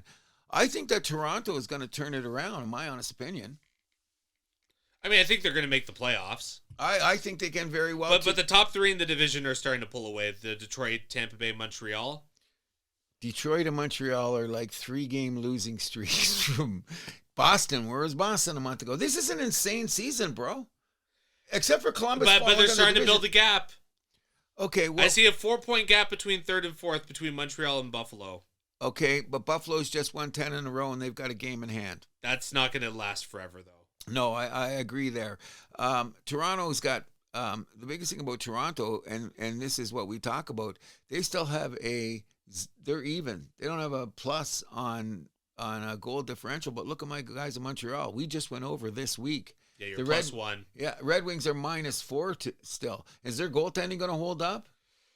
Ooh, man, that's been the big issue for them. Yes, it has been. You know what I'm saying? And look at the other night. It looked like it started off so solid. I mean, well, Talbot was really starting to start the season. Gibson, we expected a lot more out of him. He has not held up his end of the bargain. And I'm sure Anaheim fans are going... I had Talbot on my list of goalies for a minute for the B team. No, he hasn't been good enough, though. No, when I dug a little bit deeper. But when you look at it overall now, okay, another guy is Easton Cowan's got to play more. Like, who would you rather have on the ice on a regular basis? That Jamrock or Easton Cowan? One night he's in the press box and Jamrock was on the ice. I think Jamrock, he's on his way out the door in Toronto. He just doesn't do enough. I agree. He's not fast enough for the guys that he's playing with. He's that table hockey winger. That's all he does. And I think Cowan just generates more offense in front of the net. He's tenacious. And they're there for different roles though. Yarncroc is more there for like penalty kill and fourth line. They got enough guys to kill penalties on this team.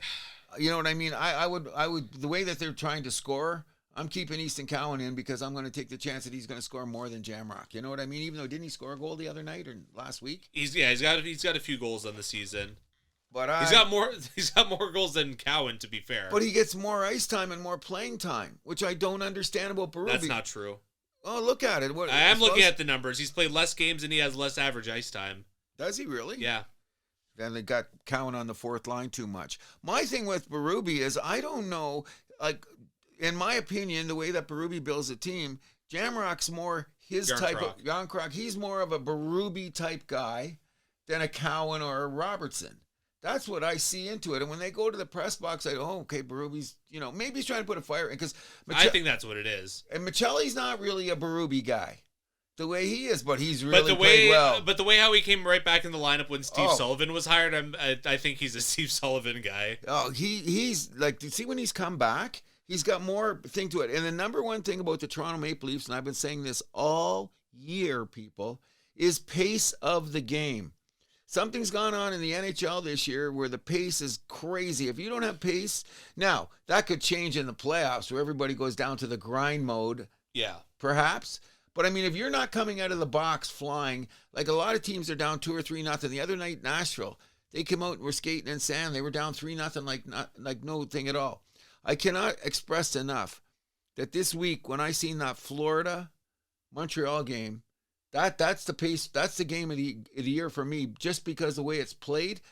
I've noticed now that Toronto's trying to play more with that pace instead of this defensive zone coverage kind of thing they do, because it's harder for them to break out. Like, do the circle, keep your forwards at the top of the hash marks on both ends of the rink. Don't get caught behind your net. But the biggest problem is they just don't have that. Ekman Larson, I'll give him credit. Where's that guy that's Riley? He's been playing better lately because he's playing looser. Like, let Riley be Riley, I think. Well, they have been. They let the reins out. Let the reins off. You know what I mean? Because he's not that Berube type defenseman. He's more of he's a great skater. He carried the puck out twice for big goals. Look against the Winnipeg game. Yeah, it's always been his strength. So let him do it. You know what I mean? What do you got to lose at this point in the season, the way you've gone for your first 20 games or 25 games? Come on. Let him go, because they got to generate offense as much as they can because everybody else is flying. Even if you look at the teams that aren't they're struggling to get up there or they're breaking out. The San Jose's, the Anaheims, Minnesota, they all play with they come out flying, you know what I mean? Now, sometimes that catches you up because we'll talk about that with Montreal in a minute. The biggest thing is I would rather have neutral zone turnovers than turnovers in my own end. Oh, of course. Did you see the Ehlers turnover in the Canes game? A guy of his experience? Montreal was trying to put the press on. He got the assist on the Anderson goal. Oof. Oh, it was terrible. I could not believe a guy. He came around the net. They were digging it out. He got the guy, and what he did is he fired it around his shoulder right in the slot. Anderson came right in and put it in the net. I went, oh my God. You see a lot of that around the league. That must make coaches crazy. But go up the boards. Look for your guy. You know what I'm saying? Like, if they do this in juniors, I get it. They're kids. Yeah. But you can't. These are professionals. Exactly. So if you can't get a 10-foot pass to get you moving, what are you? You suck. Come on. That's the deal right there. And another thing about Toronto is I think they're tough enough. Because, when you get to the playoffs, you're going to have that banging. I think that Toronto as a whole is strong and big enough on that respect if the defenseman can bring the puck up to center ice. And I don't care what anyone says. I'm glad Matthews scored that hat trick so the city would get off his back. This guy's one of the best two-way players in the league, in my opinion. Okay, the scoring hasn't always been there, but he's been goal. He's getting the chances. Look at shots on goal. Like it's almost his average of his career. Let's hope he has a bit of a comeback here and finds his way into the top 10 in scoring. Where's Nylander's situation injury-wise? I don't know. They never tell you nothing, Toronto, eh? Hockey, they never tell you anything. Stoller's escaped, no, isn't he? Yeah, but I hear he's still ways away. Gotta be for the time he's been off, the way that we're going to go there. We'll do a really go from there to my favorite team, the Montreal Canadiens. Yeah, so Montreal lost to the Lightning 5-4 in the shootout on Sunday. Third period comeback fell just short. Of course, there's the game against the Panthers that you talked about. They beat them 3-2 in overtime on Tuesday. The comeback worked out that time. Then they won 7-5 at Carolina on New Year's Day. They were down 4-2 early in the second. Gave up 4 goals in 2 minutes. Yeah. Freelancing, that's what I'm talking about. It works for you sometimes, but we're bad at giving up the puck in the neutral zone. And we're going so goddamn fast that when you pick it up, 2-on-1, 3-on from center ice. Yeah. That's our problem. You know what I mean? I mean, guys come skating back. We got great back checkers. I'll give them that. But somehow we got to tighten up in the middle, because here's my theory now. I got on a line with a bunch of Montreal people and say, who is the number 1 contenders for winning the Stanley Cup right now? Oh, Colorado, Dallas, Minnesota. Okay, notice they're always all in the West? Yeah. Okay, so who's going to all the same division. There you go. So who's going to win in the East? Roll a 16-sided die. If Montreal's goaltending can hold up and we play the way that we play, we could beat anybody over 7 games. It's going to be the consistency of our goaltending. Our 5th and 6th defensemen sometimes are up, but if we get Gooley back by the playoffs, we'll be in better shape.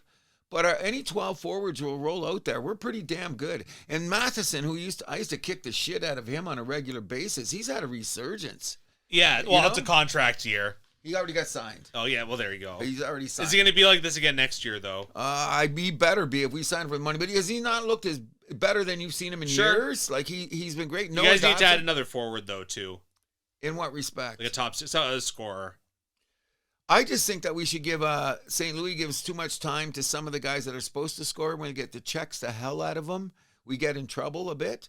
I think the thing about Montreal, and I hope he's not hurt for long, is when you think about putting combinations out there, and I've mentioned this a number of times, it's too bad Evans is hurt and Newhook is both hurt, but you put them out there with Anderson and Gallagher, and those guys just do shit. None of them are going to score 25 goals, but Anderson's on a sneaky pace for 20. But what they do is they maintain some semblance of a sanity at all times, including checking and toughness. Yeah. You know what I mean? So they're a good example for the kids. You know what I mean? Demidov is becoming no wallflower. You see him playing in the corners? Sure. Kapanen's not afraid to go into the corners. Like, these guys are playing tough, and they're not small guys. You know what I mean? Demidov's 6 foot, isn't he? 5'11", 6 feet? Yeah. Wait till he fills out a bit. So I'm ringing right now, and I know everyone's going to say it's a Montreal Canadian bias. I don't give a damn. Join me, Serge, and I'm not a liberal. Is the fact that that's between Serge and I. But I say in a 7-game series, if our goaltending holds up, which it can on a good night, look at the greatest thing that happened. Montembeault came out against Florida, in Florida. This is your welcome back game when Florida's hot. Do you realize people don't understand? You know that game was 0-0 with 9 minutes left in the third period. Yeah. Nobody scored. What a game. And nobody let up. Marchand night. You don't think that you seen the hit, didn't you? Yeah. On Matheson? Yeah, I did. Shouldn't he got something? I was a little surprised. Was it because he's Marchand? Because it was Marchand night? I don't know. Shot in the head, bro. Shot in the head, full speed coming at the guy away from the plate. The puck's gone. Maybe it's because he plays for Florida. He's just brought that over there. Even though Marchand did score a beautiful goal on that night with his family there, and even though I'm not a Marchand guy, he earned his way on Team Canada, no doubt about it. At the beginning of the year, I was saying some shit, but I can't say that now. He's just been playing great hockey, but that little edge to him. Okay, here's what Serge and I, the liberal thing came up. Serge says, when you play hockey, you got to kill the other team. I said, I'm not a dirty shot guy. You're not a dirty shot guy either, right? So when I said to him that Marchand took a dirty shot at Matheson, he said, that's what liberals think. Okay. Serge, I guess you're liberal. Stop it. Get out of here. According to Serge. That's what I said. Don't ever say my name and liberal in the same sentence ever again. That was immediate stop. That doesn't matter. That was just a joke. But what I'm saying is that as much as Was it a joke? Marchand's playing is the fact that any shot to the head like that, come on, man. You know what I mean? And he had menace. Not cool. He had menace in his eyes. And you know what? Live by the sword, die by the sword. What happened? Montreal scored in overtime on the power play just as he was getting out of the box. So it was good for us in the long run, but great hockey game. And I think Montreal is a very serious contender right now. If we don't have can't even have a 3-game losing streak right now. No. But what a great through the coast though. We had to go through Tampa, Carolina, Florida, and got 5 points. That's a good trip. Want to run around the rest of the league real quick? Yeah, so Buffalo has 10 wins in a row, including impressive wins at Edmonton, at New Jersey, and at Dallas. The Dallas win was unbelievable. You know what's happening on Buffalo? Look at their defensemen. They're all maturing. The guy that I had on the B team, Bowen. Byram, Rasmus Dahlin, all big boys skating and going like everybody team. Owen Power, yeah. Like look at all big headman the puck guys, you know what I'm saying? And their goaltending's holding up. And they got enough forwards, I think, that can score. Look at all the players they've drafted. They got enough guys to go, like that Arch guy and, of course, Tage Thompson. You know what I mean? They're a solid team, but that's 10 games in a row. They blow their wad now? Or are they consistent enough? Lindy Ruff got them turned around. They're playing that system, that hard forecheck system with the defenseman bringing up the rear. And all those guys are what? Under 30? Yeah, it's a pretty young team. Yeah, especially the defense corps. Yeah. Very bunch of young guys, but they're very... Dahlin, he's got to be considered maybe a Norris, and he won't, but he might be a finalist for the Norris. If Buffalo gets in the playoffs... Oh, he's playing great hockey, you know what I mean? And he's a little bit more tenacious than you realize. Oh, I agree. You know what I mean? At first, he's Dahlin. No. He can do it all. Oh, yeah. I think we're going to notice him in the Olympics this year. That might be one of his coming out parties, so to speak. He probably is the best defenseman that Sweden has. Maybe. When you think about it. It's better than Hedman at this point in their career. Oh, yeah. Hedman's like our Doughty. Yeah, exactly. You know what I'm saying? Like, he's going to be there. But no, that Dahlin guy, wasn't he a number 1 pick, number 2 pick? Number 1 pick, yeah. He's showing it now. He's absolutely great. I like the way Buffalo plays. Yeah. I wonder if they're going to keep it consistent. My thing about it going around the league is Colorado just going to freaking dance their way get to the playoffs? Them, Dallas, and Minnesota, I'd say. Dallas has stubbed their toes lately. It looked like they But they're so far ahead of everybody else in that division. So what happens is they just forget their opponent. They come in and it's tortoise in the hair. That's what I felt like in the Buffalo game. By the time they figured it out, Buffalo was up 3 goals. You know what I mean? And then the goalie got good. Stuff like that. Well, I'll also say this about Dallas. I don't think they have the greatest coach. The Glenn Gullettson's kind of But the team. Yeah, but you need the right guy, the right maestro, leading the orchestra, right? And look at this. They're without Duchesne, and they're without Tyler Seguin. Yeah. And they're still playing this well. Depth of the organization's unbelievable. Oh, it's insane. You know what I mean? Wyatt Johnson's a star. That guy's a pure and their defense core is insanely deep. They got the goalies. Both goalies have been playing really well this season. Both playing for Team USA? One of them is. Is that? I thought both of them were. No. One's from Minnesota. But the two Swede guys. But in any event, what you say is that I'm really impressed with Minnesota's defense. I mean, Minnesota's defense too. Look at the back end of those guys. Like they got six D guys. Oh, and they got a pair ready to go to the Olympics, basically. Quinn Hughes and Boldy. Or not Boldy, Faber. Faber. That's going to be a pair for Team USA now. Guaranteed, no doubt about it. They got Heskinen too, right? That's Dallas. Is that Dallas? Who's the other guy? That's Davionis Brodin. Oh yeah, big boy. Yeah, they're solid back. Jared Spurgeon. Oh, another Middleton. I had him. I thought he was Canadian. He's not. Is he not? Is Spurgeon there? Is he Canadian? I thought he was Canadian. Yeah, he is. I got him on my short list. Yeah. And he's 36 though. Yeah, but another guy out of my short list that's looking really good in Minnesota is that Middleton defenseman. Yes. Very good defenseman out there. So they're another team to be dealing with. It's just so weird that this year, that when you're looking at the league, the Eastern Conference is just the clusterfuck of all time. And look at the Western Conference. By the time they get to the Olympics, I think everything's going to be separated. But the wild cards are a big mess. That's the only thing. But like by what now? Like Colorado, Dallas, Minnesota are making it. Edmonton and Vegas are making it. I still say Anaheim's got a good crack at making it. But then look at it. Then you have Seattle, San Jose, 43 points. And then right on their tails, LA, Utah, 41 points. Calgary, Nashville, St. Louis, 40 points. I think that if Bedard doesn't come back soon, it just tells you how important a player is. Chicago just can't win. Chicago, Vancouver, and Winnipeg are on the edge of being done. Winnipeg. What went with them? I don't understand. Horrible loss to Toronto the other night. Did you see the team afterwards? Yeah. I think they all went right to brown liquor as soon as the game was over. Morrissey and Scheifele alone, when they got the mics in front of them, ooh. Yeah, they were salty. Oh, yeah, in a bad way. And then what are you going to say? Hellebuck was playing. Okay, that's what I say. That's a good thing for Canada. Hellebuck, keep playing like that. No, he was solid. Couple goals were really good goals. Look at the Matthews goal was good. Did Michelli score that night too? The top corner one, was that against Winnipeg? I thought that was. Or was that against the Devils? I thought that was against the Devils. Let me check. In any event. Oh no, he did score against Winnipeg. Yeah, that goal over the shoulder, that rocket shot. That's unbelievable. And Hellebuck's supposed to be that guy. Big, gets across the ice. So I don't know. It's really sad for Winnipeg because when you think about who the guys they let go, they let Ehlers go. I don't think that was Ehlers go. Who else did they let go? Kyle Connor? No, he's still there. No, who's the other forward they were talking about the other day who's having a good season somewhere? Oh, we'll look him up. We waste too much time thinking about that. They lost only 2 or 3 guys. But when we were having those big runs in the last couple of years, those guys were part of it.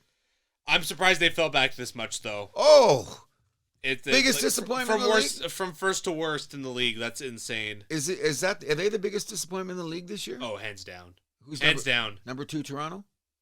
No. Why not? Stanley Cup contender to scrapping for the playoffs? They could still be a Stanley Cup contender.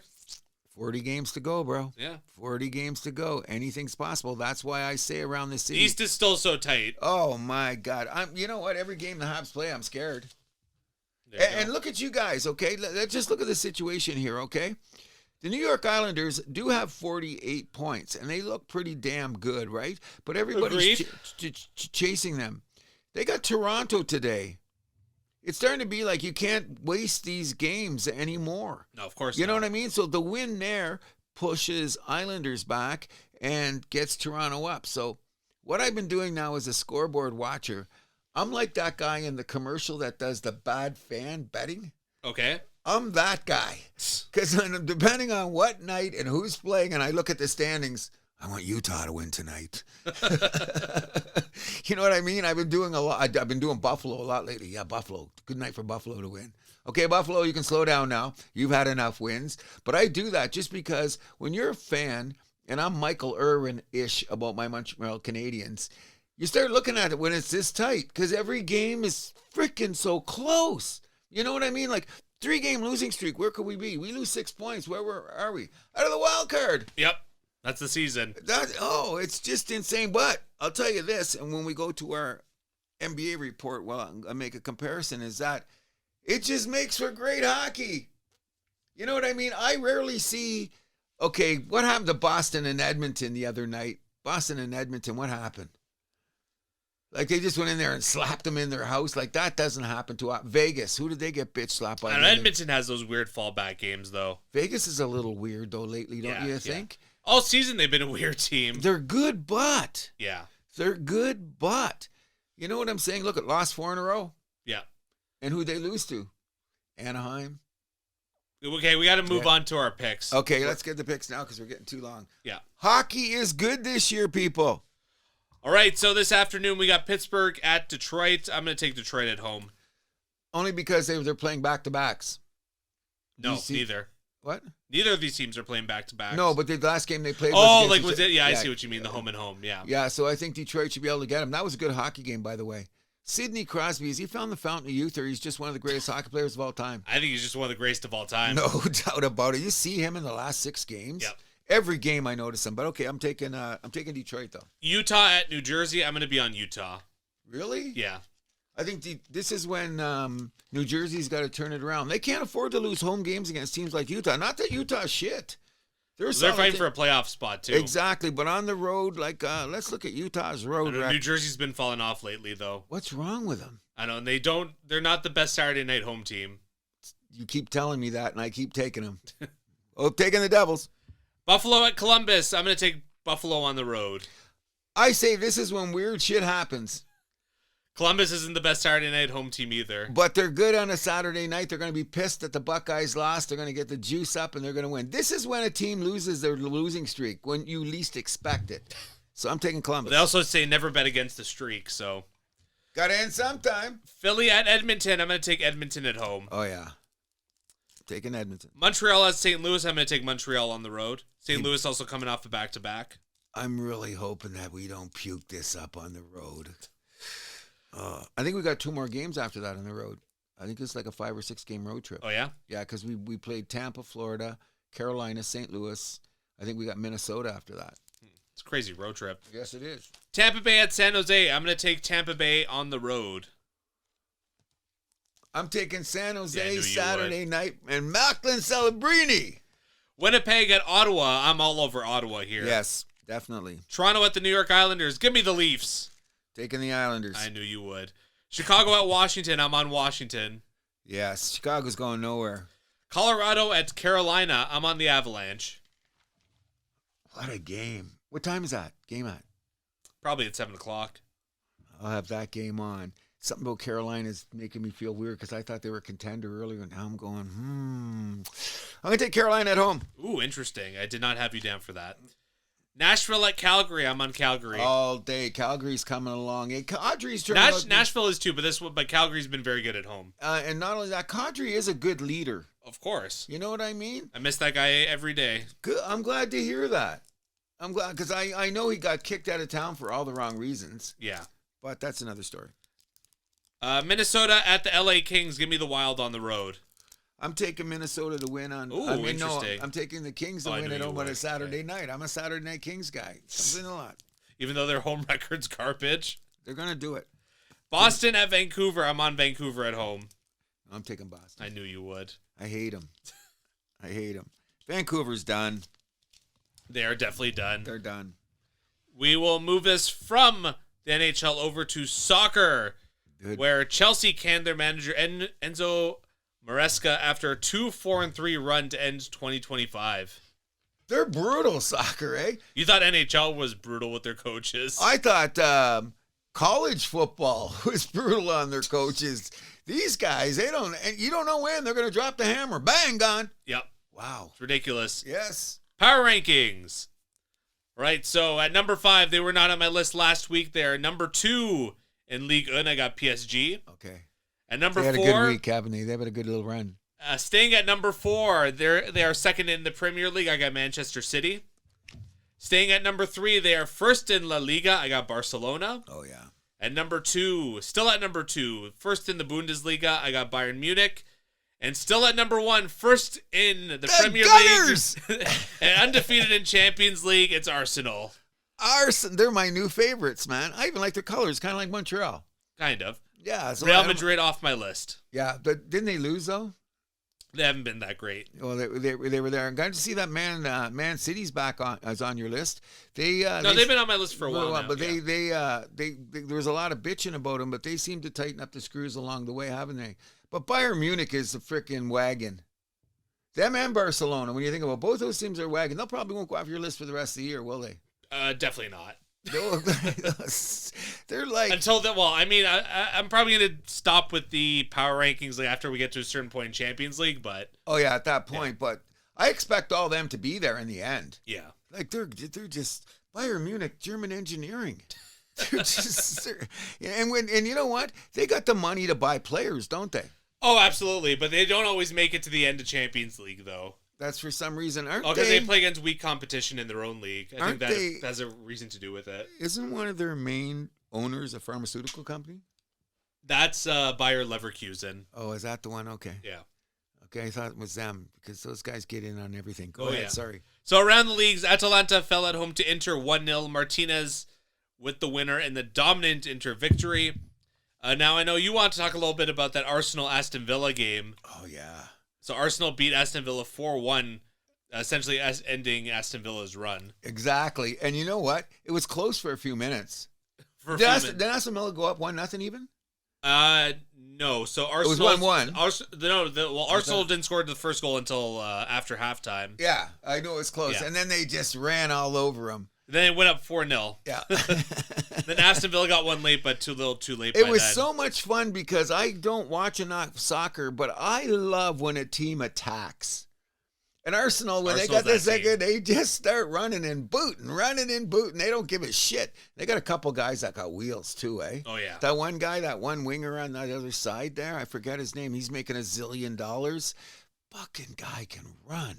He's like Usain Bolt out there. You know what I mean? Like, and look at how much running soccer players do sometimes. Oh, you're out there 90 minutes. But I think they coast a lot. Still, though. Still 90 minutes out there. When you got to run down that sideline, sometimes like a 40-yard run. Yeah. That you're boogieing. God bless them. Tomorrow, Manchester City hosts Chelsea. It's going to be Chelsea's first match for the new coach. Then Champions League is back January 20th.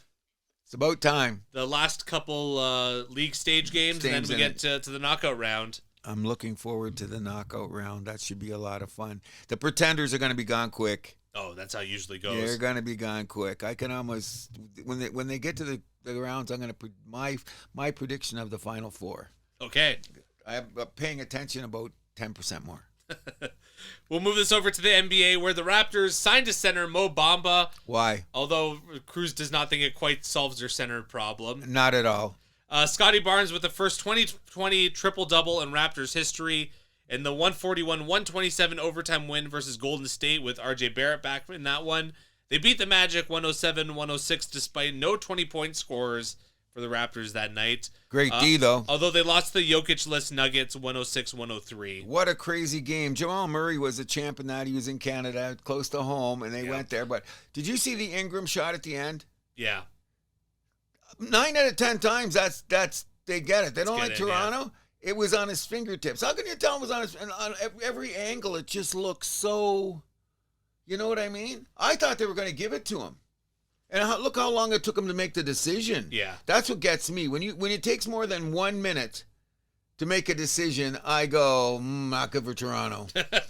And you see the air go right out of the Scotiabank. Oh, of course. That's just such a drag. But BIB is a great combination. The problem is that they're not going to let R.J. Barrett play back-to-backs, eh?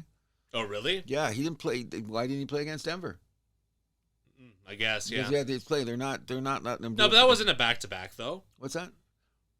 What was the one before that? I think there was a day between. What was the games before? Did they play a back-to-back to that? The maybe he didn't play the Orlando game? Yeah, I think that's what it was. He didn't play. They're not letting him play back-to-backs right now. You know what I'm saying? Yeah, you're right. Now, here's what I'm saying, the difference in the NBA as opposed to the NHL. By the time we get to their all-star break, the playoff positions are going to be pretty well decided because the also-rans are becoming the also-rans and the good teams are becoming the good teams. There's no clusterfuck in the Western Conference or whatever. When you just look at the teams right off, Oklahoma City, San Antonio, Houston, Denver, LA, they're all going to be there. That's not a problem. Minnesota's going to be something to worry about. Every other of those teams are all pretenders as far as I'm concerned. When you get to the Even Phoenix? What? Phoenix? Don't have enough. They got a good record, though. Yeah, okay, they got a solid record, but that puts them in 7th place. These guys are all coming back. First of all, Memphis is going to make a bigger run because they got everybody back now. They've had so many injury problems, including John Morant. But I think they're going to make their way back, even though they suddenly lost 3 in a row. They look good, and they've lost 2 killers in the last minute. Minnesota is the weirdest team because what else is new? I don't know, like. I think they would battle anybody in the playoffs, but I don't think they're deep enough. And there's something about the way they play defense is not going to go there. I'm wondering what's going to go on with this whole Laker thing. Are they going to be able to hold up till the end? I don't know. Because when you look at it, OKC and San Antonio, look at 5 losses for OKC, 3 against San Antonio. I know, it's insane. And the last one, they punked them in their house. Like, punked them bad. What's his name? The center for... The Christmas Day game you're talking about. Yeah, they just punked them. Didn't look at... what's the center's name on OKC, the white guy? I'm having a... Oh, your boy? What's his name? I'm Chet Holmgren? Chet Holmgren. You know, there's a fierce rivalry between him and Wembanyama, and they don't like each other. Oh, really? No. And Wembanyama went out and said, I'm stealing your lunch money today, buddy. Like, yeah, and especially because he got into foul trouble early.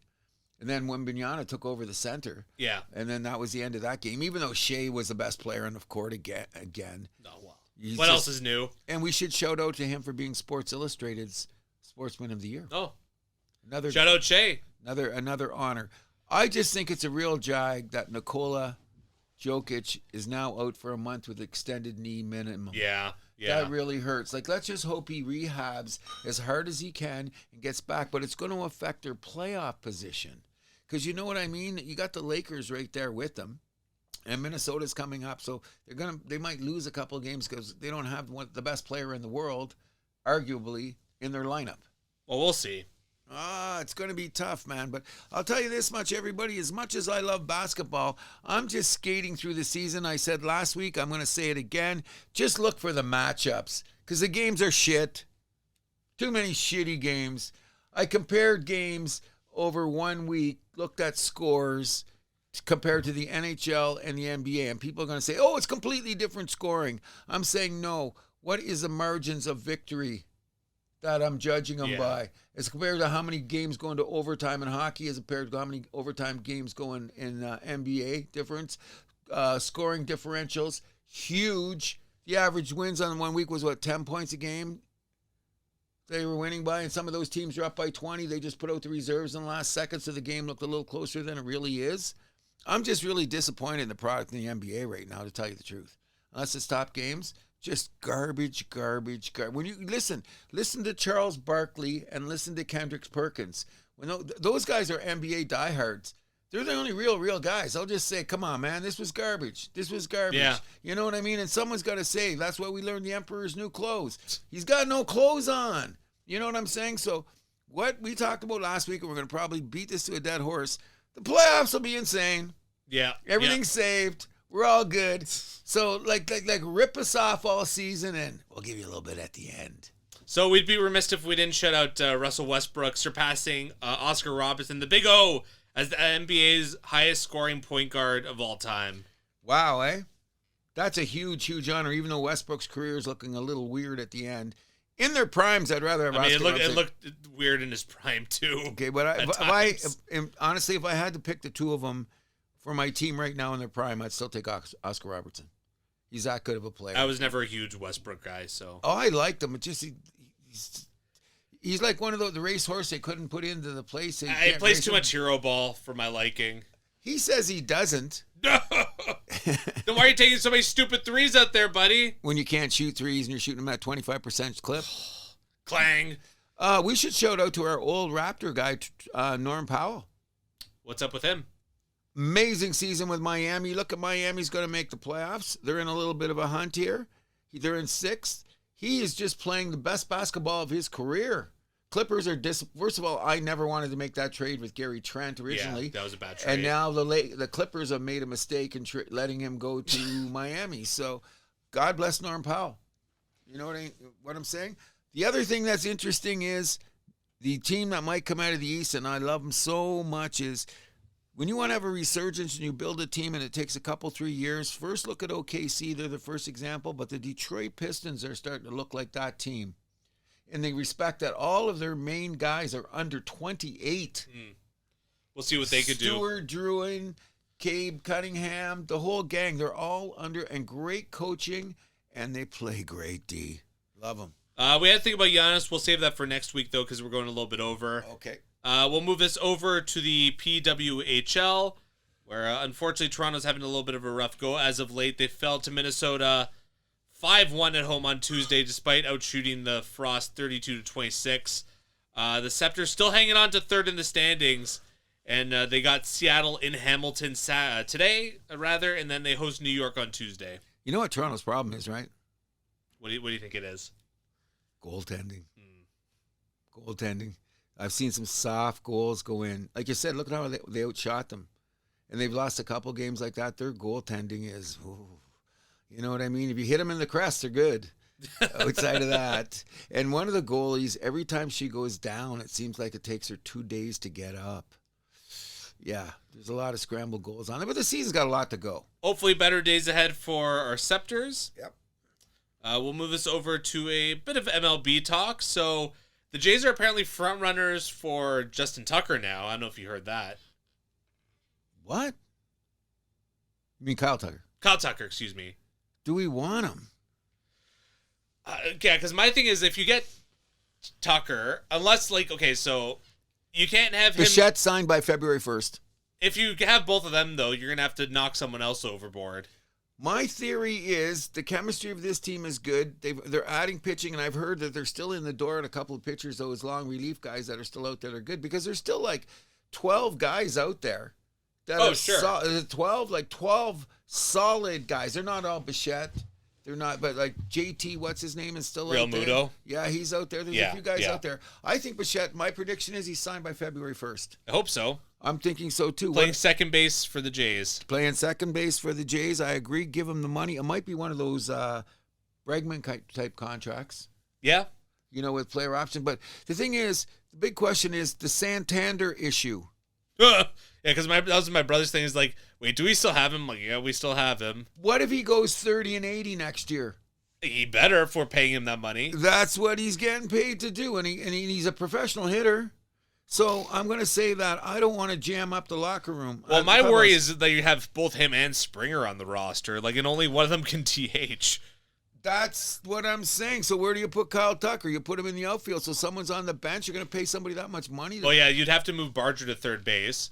Which I don't like. I don't mind that. I know, I'd rather... Barger, I agree, he proved himself at right field in the playoffs, but him at third base, I don't think he was a liability there at all. No, I'm not saying he is, but I like him better as a right fielder. Fair enough. You know what I mean? Either way, his arm is dynamite.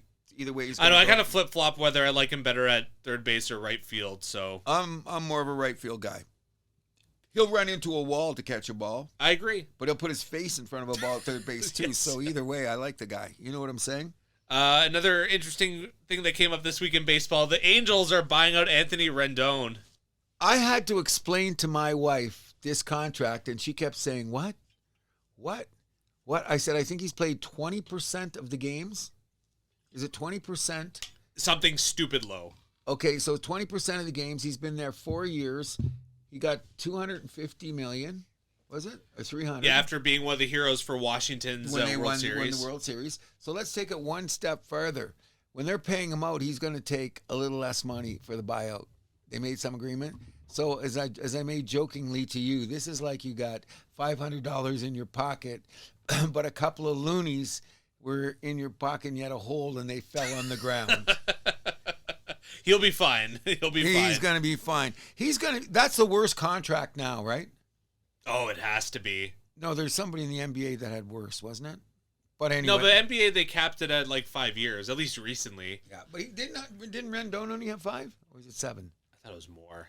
Whatever the case may be, get rid of the guy. His attitude, what he's done, doesn't feel like you want to play anymore. Where is he from anyway? He's from around the Dominican, right?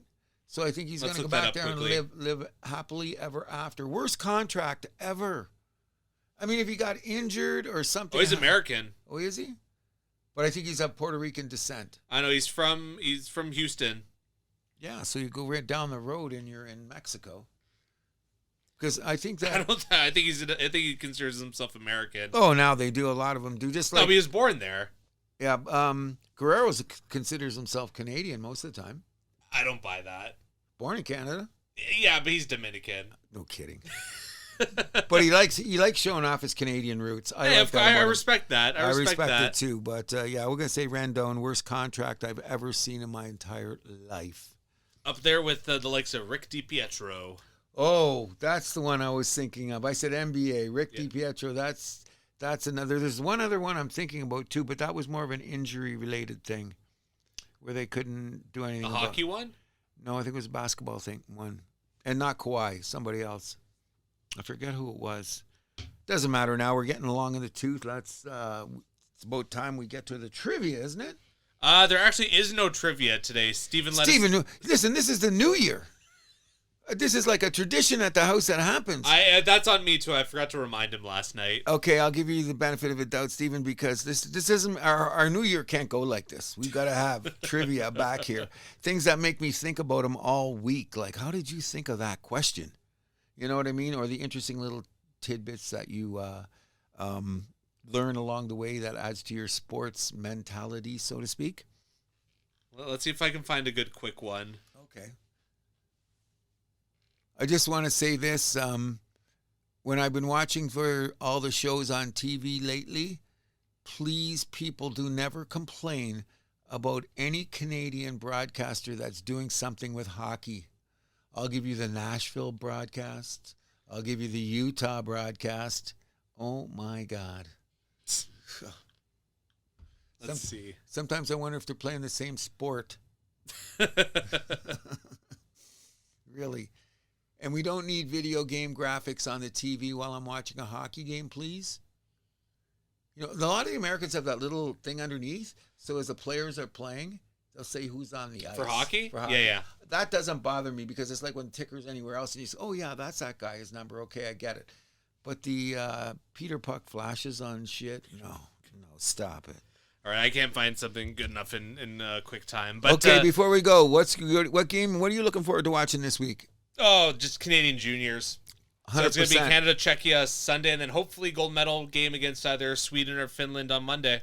I will definitely be watching that 100%, but I will also be paying close attention to the 2 college games. Yes, Thursday, Friday. That should be some very entertaining things. And, of course, I never miss a Hab shift. Yeah. You know what I'm saying? You don't miss a Leaf shift. And, you know, just because I watch the Leaf, don't just start calling me a quasi-Leaf fan.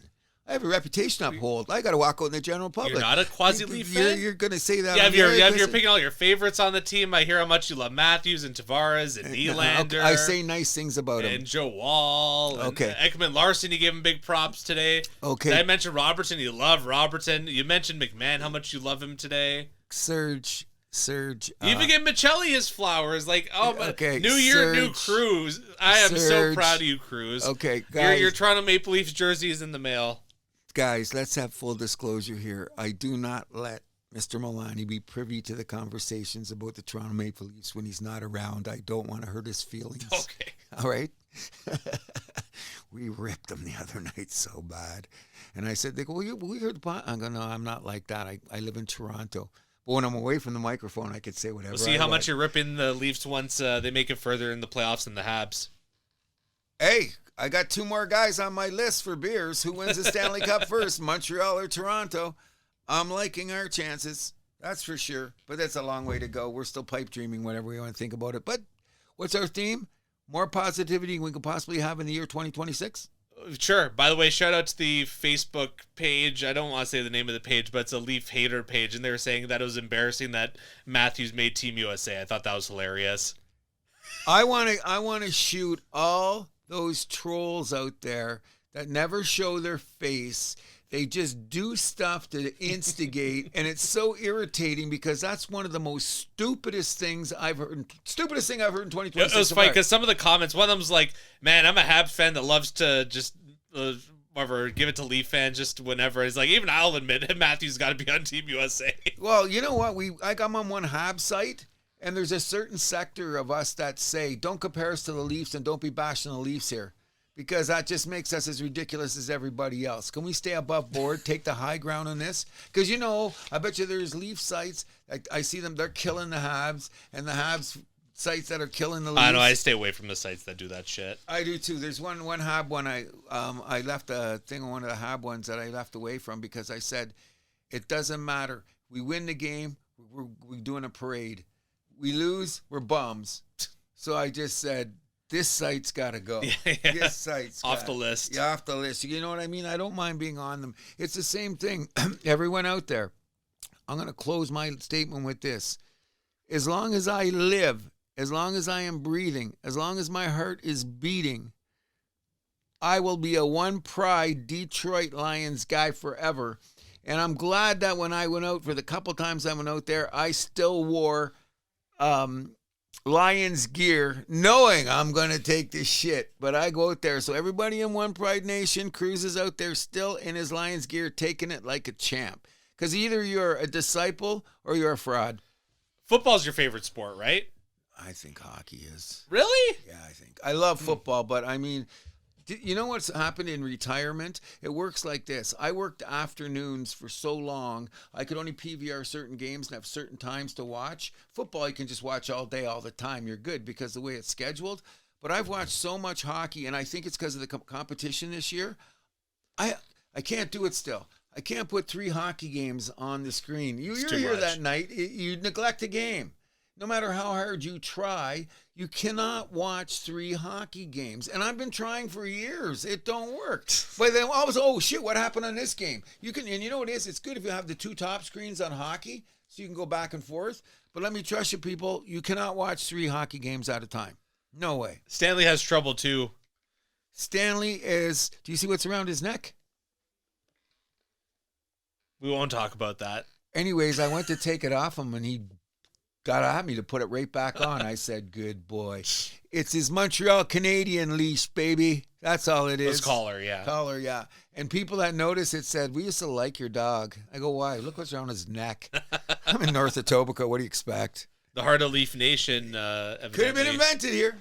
Maybe. Look at what my dog does. By the way, my mom got me the game by Ken Dryden for Christmas. I don't know if I told you that. Oh, read it. Yeah. It's a great, great read. Like, you will like it. Please tell me what you know what I might do? I might read it again, just so you're going to read it now and we can compare notes. I heard that's an excellent book, and I heard his journal that he kept during the Summit series is excellent as well.